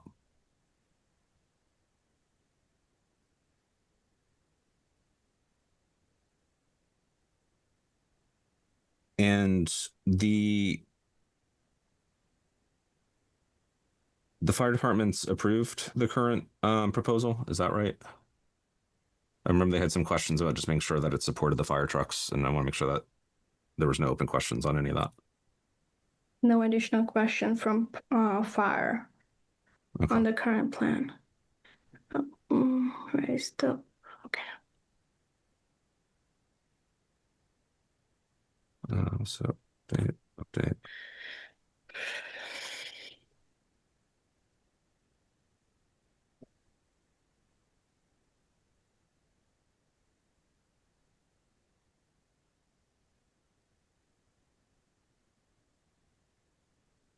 Can you see my screen? It's starting to share. Yeah. Okay.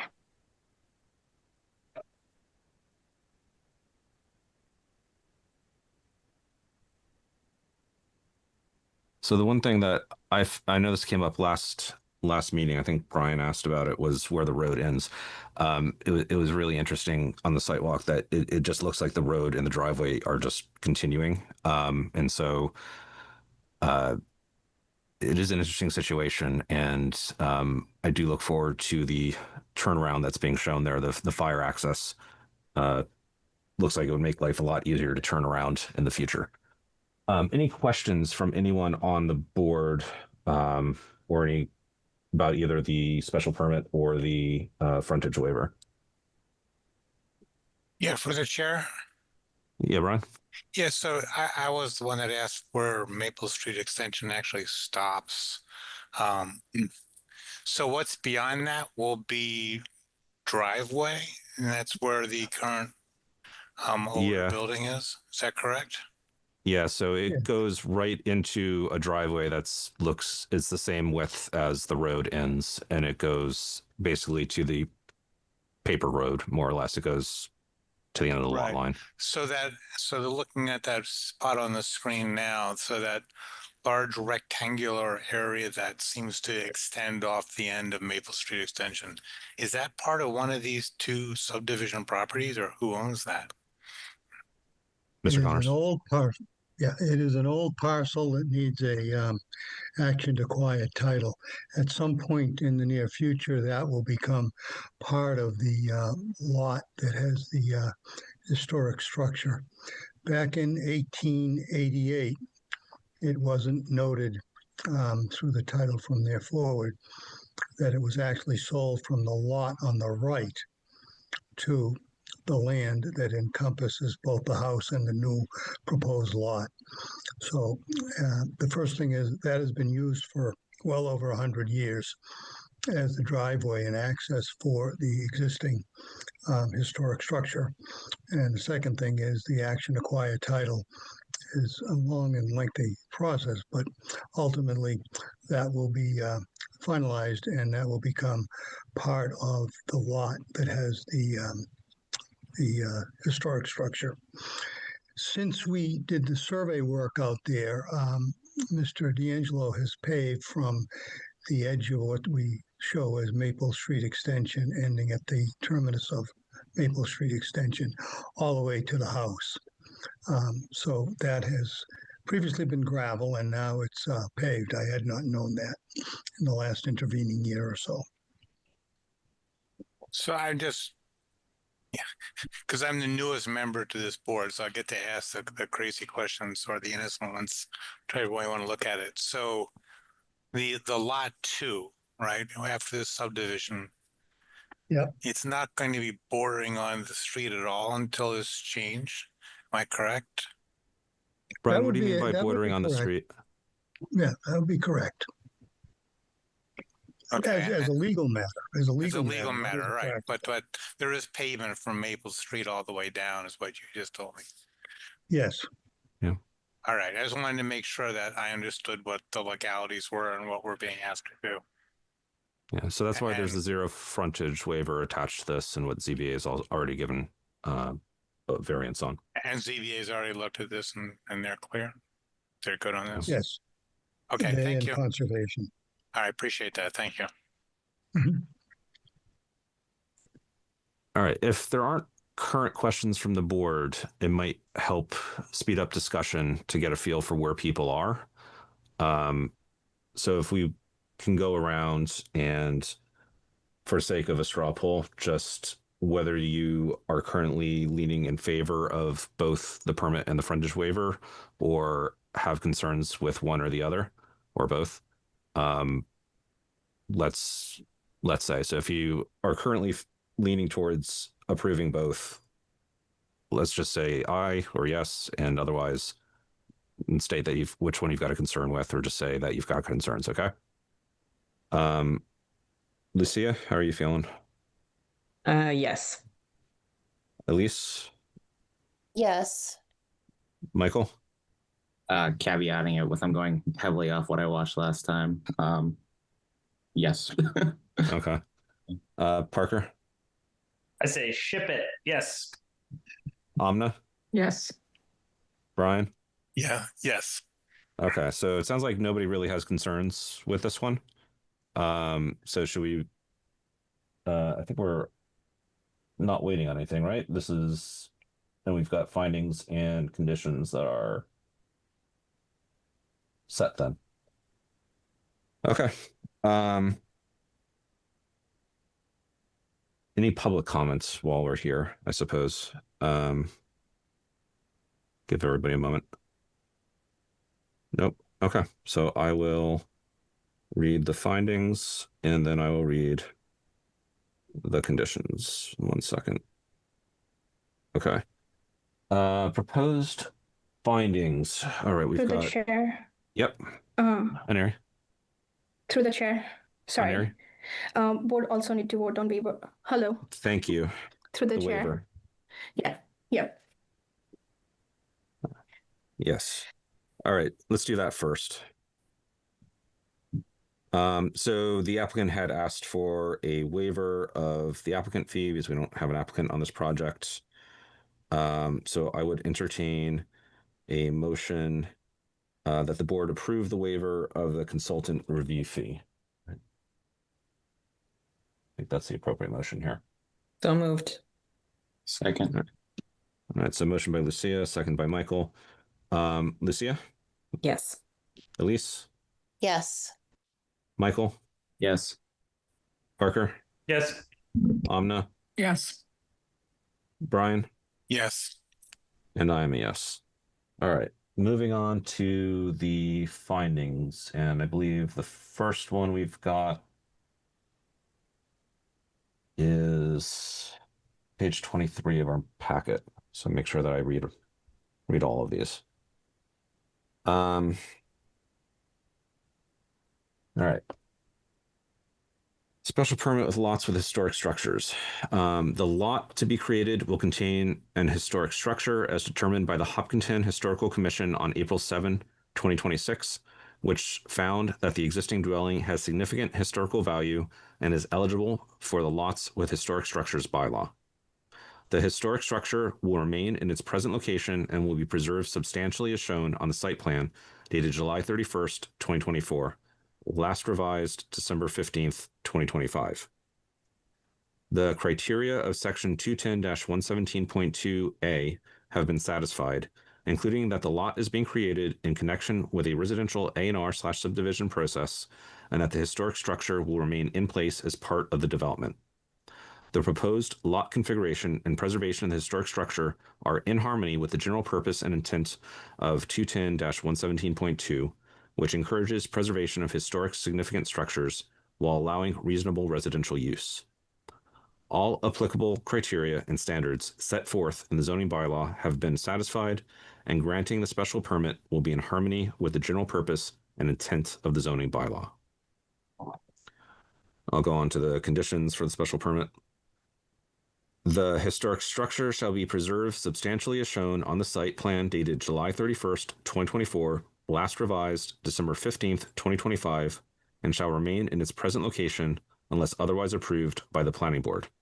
Any substantial exterior alteration, demolition, or relocation of the historic structure shall require further review and approval by the planning board, with consultation from the Hopkinton Historical Commission.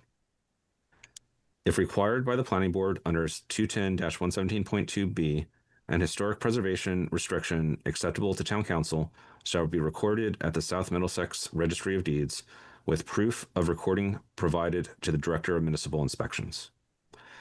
No further reduction in the lot area of the historic structure lot shall be permitted that would increase its nonconformity beyond what is approved under this special permit and the Zoning Board of Appeals variance. All required permits and approvals from the Conservation Commission and other applicable town departments shall be obtained prior to any site work or issuance of a building permit.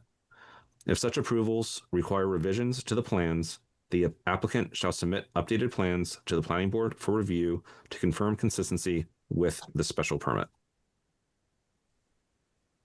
Okay. We have the waiver.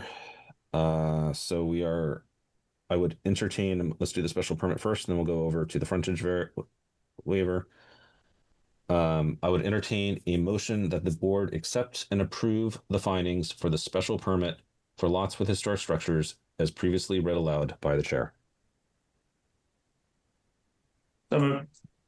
Second. Motion by Parker, second by Michael. Roll call vote. Lucia, Yes. Elise, Yes. Michael, Yes. Parker, Yes. Amna, Yes. Brian, Yes. and I am a yes. All right.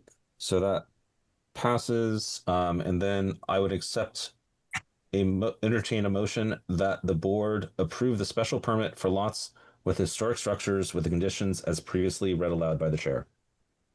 So moved. Second. That's Parker and Michael again. Roll call vote.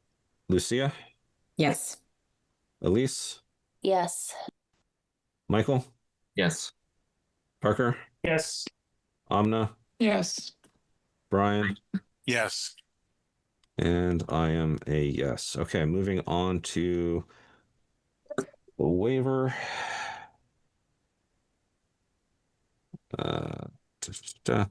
Proposed findings.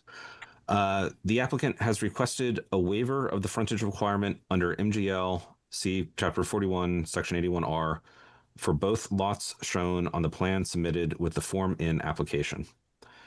The existing lot containing the historic structure provides approximately 162.5 feet of frontage, which does not meet the frontage requirements of the subdivision rules and regulations, and the Zoning Board of Appeals has granted a zoning frontage relief for the proposed rear lot. Both lots have adequate access to Maple Street Extension via the proposed driveway and the emergency vehicle turnaround shown on the site plan dated July 31st, 2024, last revised December 15th, 2025, and no new roadway construction is proposed. Granting the frontage waiver is not inconsistent with the intent and purpose of the subdivision control law, and strict compliance is not necessary in the public interest given the site constraints, emergency access provisions, and preservation of the historic structure. In the conditions, this waiver applies to both lots shown on the plan submitted with the Form N application.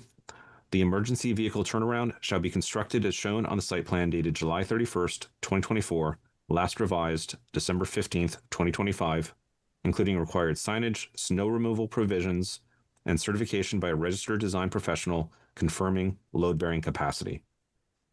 Any future subdivision or re-subdivision of the property shall require additional review and approval by the planning board. The waiver shall be recorded at the South Middlesex Registry of Deeds with the final plan, and proof of recording shall be provided to the planning department. Any comments from anyone on the board?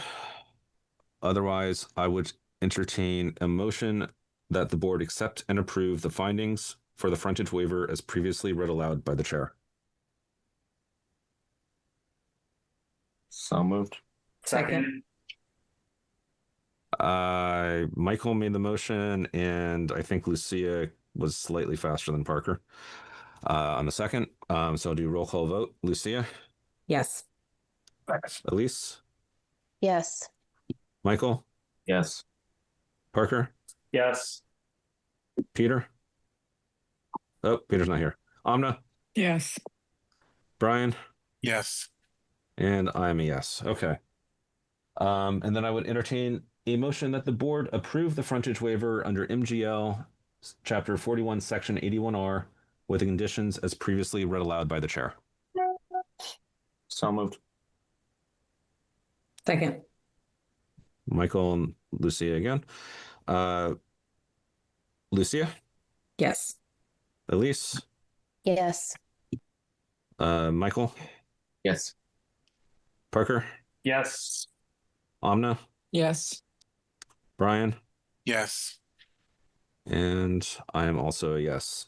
We did the fee waiver. So I believe we are all set with everything except closing, correct? Aneri, anything I'm missing? Anything else from the applicant? Mr. Connors, No, you're we'll all be good? in with the A&R plan in the next couple of days. So for your next meeting, just so everybody understands, we're coming back for one more time. Sounds good. Through the Yeah. chair, I just want to point out, he just need to wait for 20-day appeal period.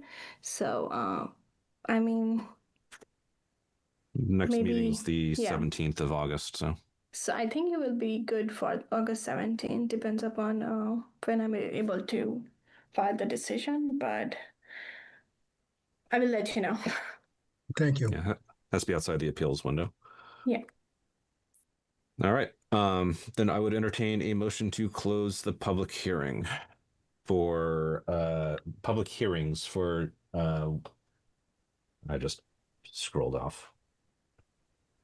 Somebody wants to say it. So I'd entertain a motion to close the public hearings for 12 Maple Street Extension, Nicholas D'Angelo, special permit for lots with historic district, and 12 Maple Street Extension,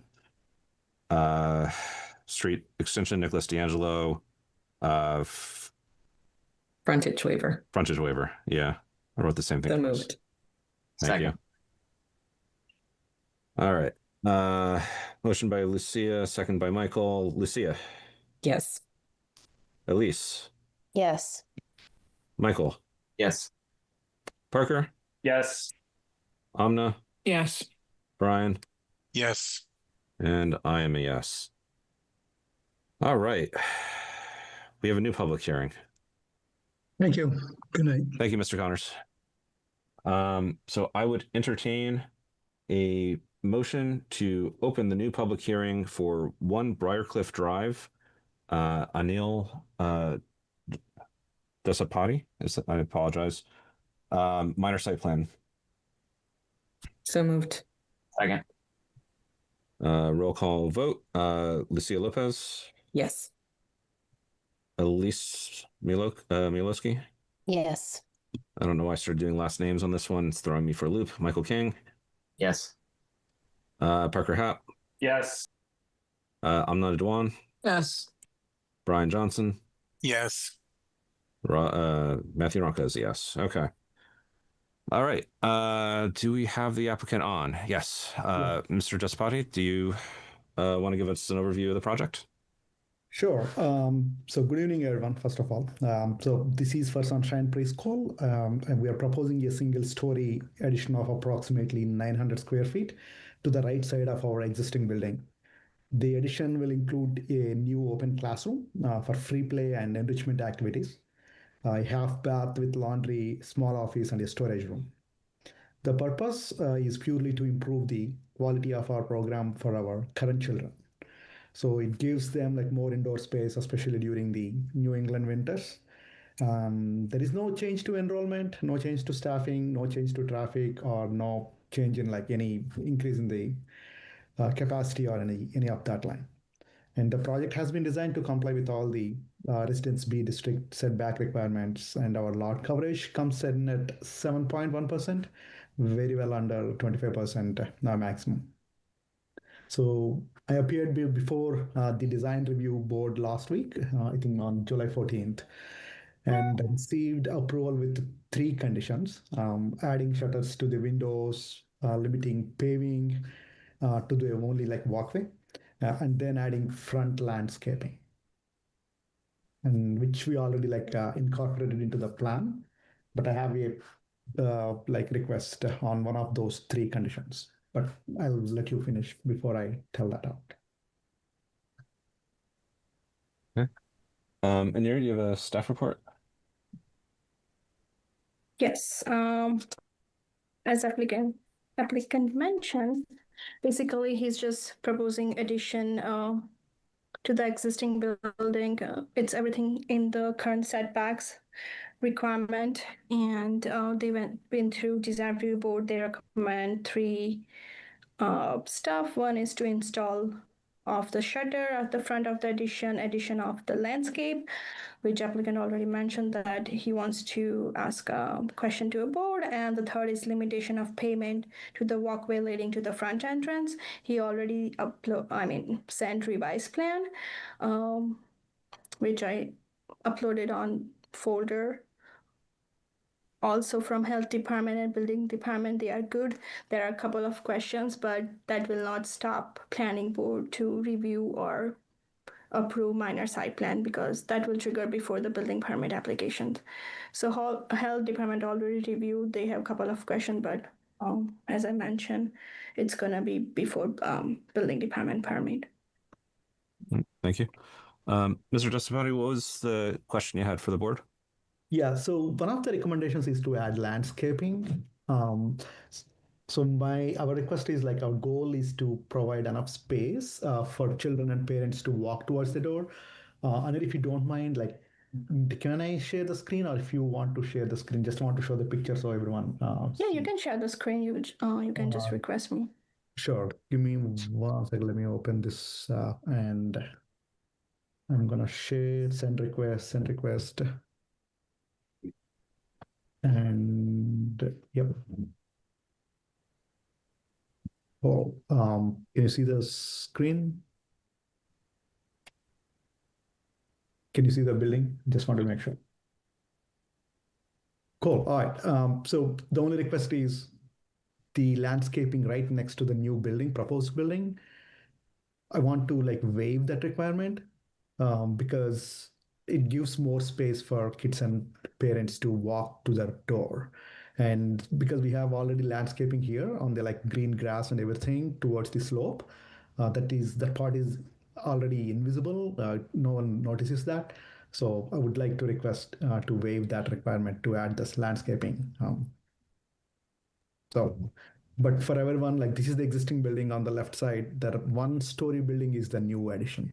That's the one that the walkway, like small ones, which is like 6 feet width for the ADA complaint. So that's the ask from me. All right, so what was the proposed landscaping? What was being required? So we added those like red color flowers landscaping on towards the edge of the, so that's the one that I would like to waive. And did that come from design review board, or is that part of the bylaws? That comes from design review board. They just recommend 3 things just to make it look better. Applicant already addressed 2 of them, but they only had a question regarding that landscape on the front of the building. Okay. I will open up to the board for any questions, comments, thoughts on the flowers. To the chair. Amna? If that was a design review board recommendation, should it be brought up with the design review board? Design review board is a vested arm of the planning board. Got it. Thank you. Through the chair. Lucia? Yep. Does the applicant have a rendering of what it is without the landscaping that was requested by the design review board? Yeah, the first one, I can open right here.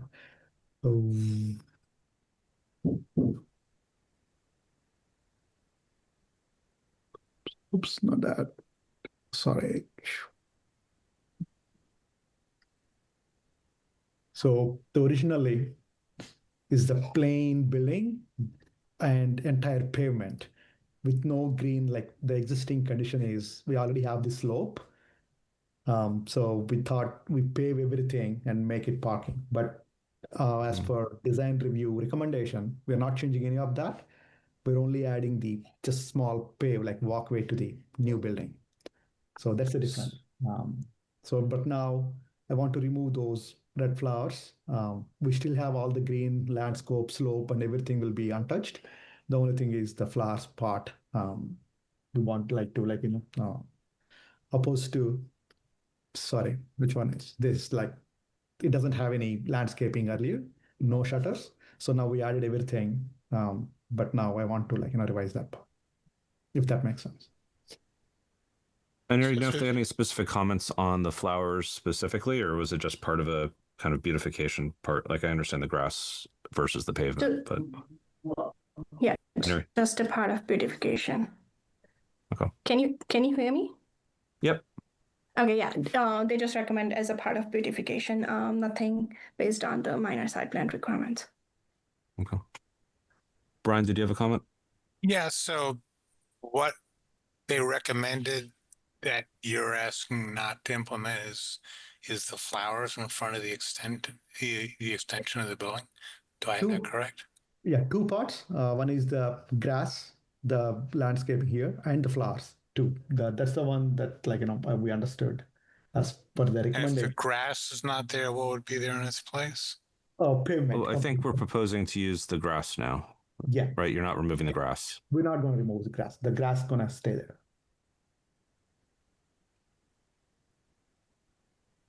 Anything else, Brian? Or?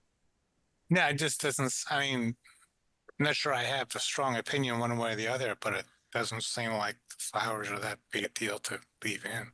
What's the reason for wanting to remove it? Just to provide the space for more space for walking the children, and it's just like more space for To the chair. Oh, sorry, Brian. Oh, sorry. How much space would you be getting back? Yeah, that was my question. So right now the pavement is 6 feet as per ADA complaint. Now we might get back like maybe 1.5 feet or 2 feet. So it will be like 8 feet. What's that? Is that door the main access to that building, or is there an interior access? That is towards the main access. So one of the egress doors here. That's the okay. Michael, were you starting to ask a question earlier? No, I mean, I don't know that I feel strongly about it one way or the other. Is it like a maintenance thing too, that you're concerned about having to maintain the flowers along the walkway that the kids will be walking on? Yeah, it's both like winter snow cleaning, and more space for the kids to walk around while dropping. Yeah. Through the chair, if I Please. can just make a comment. If it's just flowers, they're going to be dead half the year anyways in the winter. So I don't, in my opinion is I don't mind if they're removed. Does anybody on the board feel like the flowers are a necessary aspect of bringing light and happiness to a bunch of kids? I think they're necessary for happiness. Okay. I can make exceptions. To the chair. I know what to get Parker for his birthday. Yes, Anna. I mean, they're flowers, but it's 1.5 feet. Does it really make that much of a difference for space?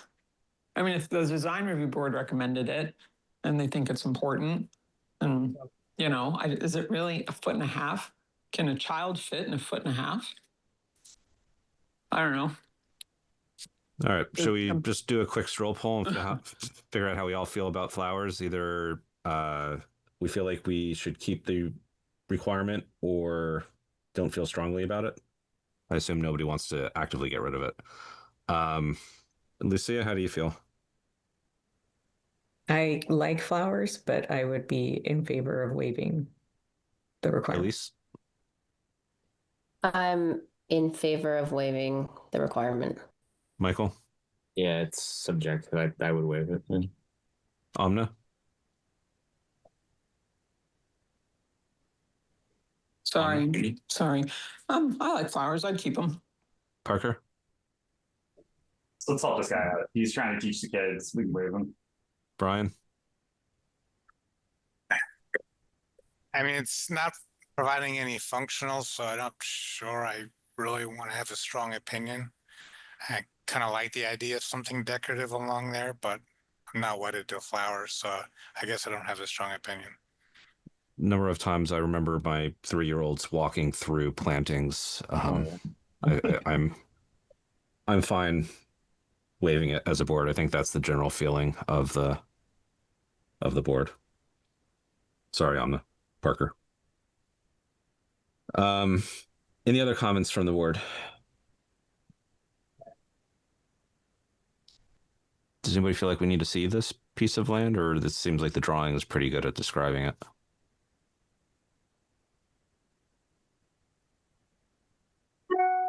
I mean, he's inside all of those, the setbacks and everything. I don't feel like I would need to see it, but again, I'll defer to the wisdom of the board. I don't need to see it. Okay. Anybody feel like they need a site walk here, or anything else? No. Okay. And here we're all good to move on to findings and conditions then? Is there anything that we're blocking? No, we can move on findings and condition. Just a little addition which Lucia pointed out on condition 1 on the date of the architectural drawing. That's gonna be July 17 instead of June 11. So July 17. Yes. just for architectural drawing. That's on what 710.1.1a. Yes. So it's gonna be, yeah, proposed site plan 1, Barcliff Drive, prepared by Real Map Info LLC, dated June 15, 2026, and architectural drawing prepared by Ed Drafting Service, dated 6/11/2026, and revised on July 17. Okay. All right. I will read through. What's the decision criteria? What were the findings? To All right, the chair. Yep. Since board is okay to waive the landscape at the front of the building, we just need to make waiver for that. And it's just a recommendation from design view, but board wants to vote as a waiver. So Can we stipulate that it's just the flowers and not the grass too? Sorry, to the chair. So it's the bullet for addition of landscape plantings in front of the building, right? That's yes. The grass is the next bullet, limitation of payment to the walkway we're keeping. Gotcha. All right. So we want to capture that as a waiver versus a finding or anything. That's a waiver. I mean, it's up to the board to decide if we want to consider, because that's just a recommendation from design review to planning board. So if board wants to call it as waiver, we can make a vote and do that way. Otherwise, that's okay. All right. So I guess we could entertain it as a waiver. Entertain a motion to waive the design review board recommendation of adding of the addition of landscape plantings in parentheses flowers in front of the building. So moved. Okay. All right. So Lucia with a second from Michael. Roll call vote. Lucia? Yes. Elise? Yes.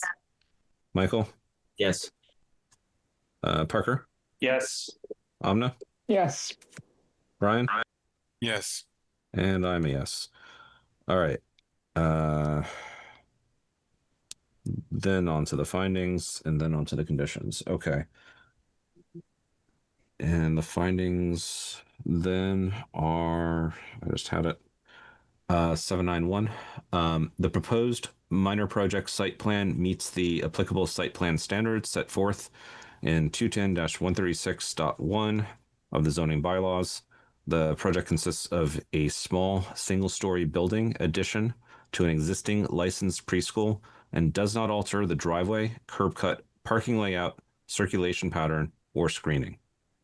The certified plot plan demonstrates full compliance with Residence B dimensional requirements, and the project narrative confirms no change in enrollment, staffing, or traffic operations.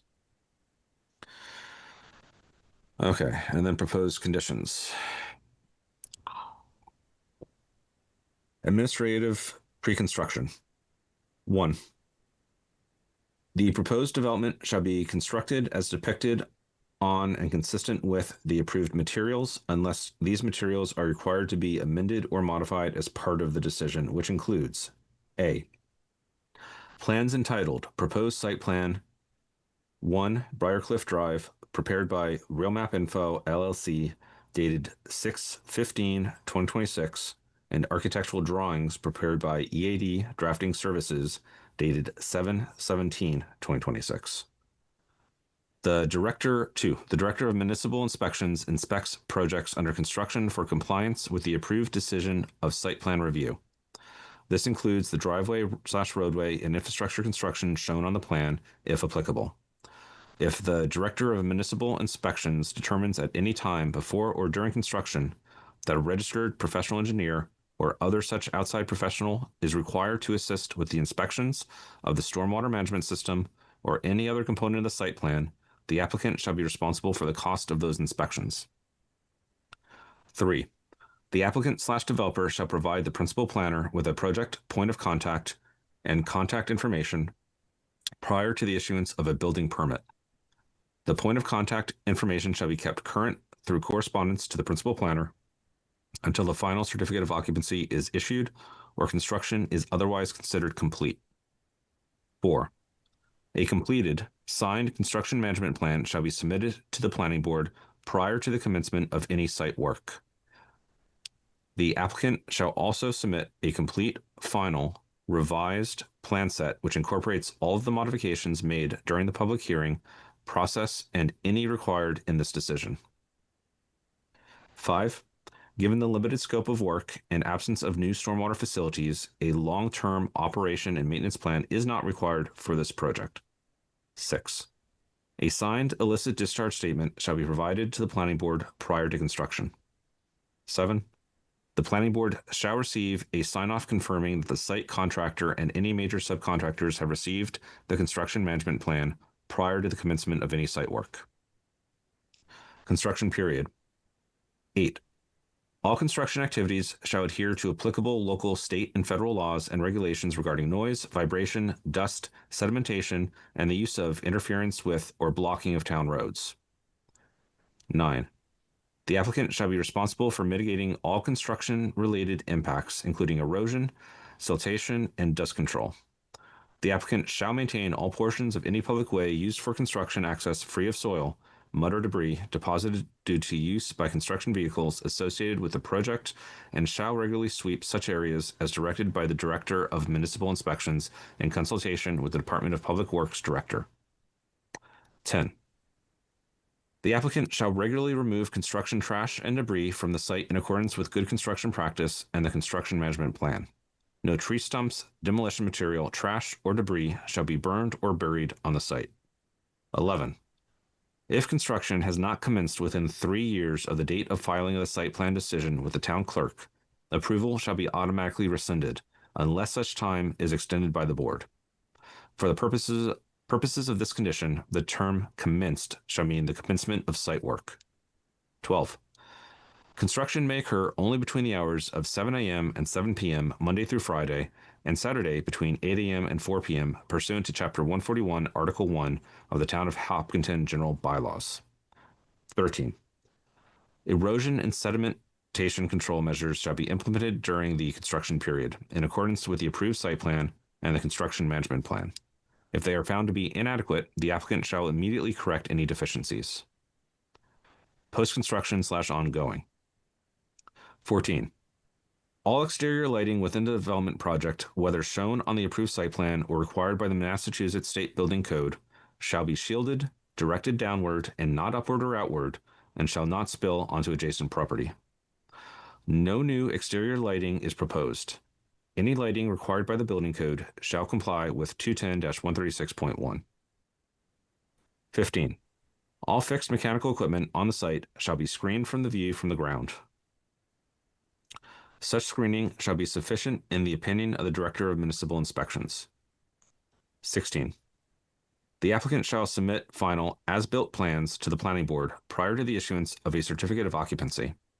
This as-built submission shall include an as-built drawing that depicts the as-built mean grade and the elevation of the highest point of the roof.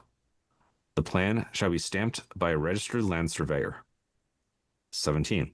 The applicant shall provide the principal planner with an as-built plan prior to issuance of the certificate of occupancy for the facility. 18. The applicant shall incorporate design review board recommendations, including shutters on the front facade and limiting pavement to the walkways leading to the entrance, unless otherwise determined infeasible by the Director of Municipal Inspections. All right. I struck the one subclause about the landscape plantings at the front of the building based on our previous vote. I would then entertain a motion that the board accept and approve the findings as previously read aloud for the minor site plan application. So moved. Second. All right, I think that was Michael and then Parker, although Zoom was not. Choose your own adventure vote there. Lucia. Yes. Elise. Yes. Michael. Do you not hear me? Yes. Sorry. Oh, I didn't hear you. Sorry. Parker. Yes. Sorry. I wasn't sure if like my audio was just missing everybody all of a sudden. Amna. Yes. Sorry, Amna, what was that? Yes. Yes, okay. Brian? Yes. And I am a yes. All right. And then I would entertain a motion that the board approve the minor site plan with the conditions as they were previously read aloud by the chair. So moved. Second. All right. Michael and Parker again. Lucia. Yes. Elise. Yes. Michael. Yes. Parker. Yes. Amna. Yes. Brian. Yes. And I am a yes. Okay. We're all set here except to close it. Any last comments, either Aneri or Mr. You can call me Anil. Desapati. Sorry. My tongue is very dry from reading all the conditions. No. I just had a question. Lucia? The decision criteria, that doesn't need to be read aloud. Correct. Okay. Just checking. Yeah. All right. In that case, I would entertain a motion to close the public hearing for 1 Briarcliff Drive, Anil Desapati minor site plan, Sunshine, somewhere way at the beginning of this memo article. Proposed building addition to Sunshine Preschool. So moved. Motion by Second. Michael. And I just want to say too, thank you so much for keeping this institution going for so many families and kids and building on it in town. I know like what you're doing is magical to some folks. So just thank you. Thank you. Thank you, those words. It's only encouraging. All right. Roll call vote to close the public hearing. Lucia? Yes. Elise? Yes. Michael? Yes. Parker? Yes. Amna? Yes. Brian? Yes. And I am a yes. Thank you very much, Mr. Desapati. And that brings us to the end of our agenda. We had a big section on future topics for Zach and zoning. Did anybody have anything else they wanted to raise for a future meeting at this point, or does everybody just want to make a motion to adjourn? Motion to adjourn. Second. Can I make a suggestion? Okay. All right, fine. Lucia? Okay. I was just going to suggest that we put Morse Lane at the end of the meeting if they come back. Second. Yeah, I would agree with them. Okay, who made a We'll motion? consider. Who made a It was second? Parker. Parker. I was Nice. at the bush. Yeah, Parker and Michael. Can we have discussion? Yeah, motion to adjourn is on the table, is on the floor. Sorry. Lucia, Yes. Elise, Yes. Michael, Yes. Parker, Yes. Amna, Yes. Brian, Yes. and I am a yes. 9:30. All right, we're only in the end half an hour past where I think the memo put all the meetings. Thank you, everybody. Good meeting, guys. Good night, guys. See you on August 17th. Have a great summer. Ciao, ciao. Bye.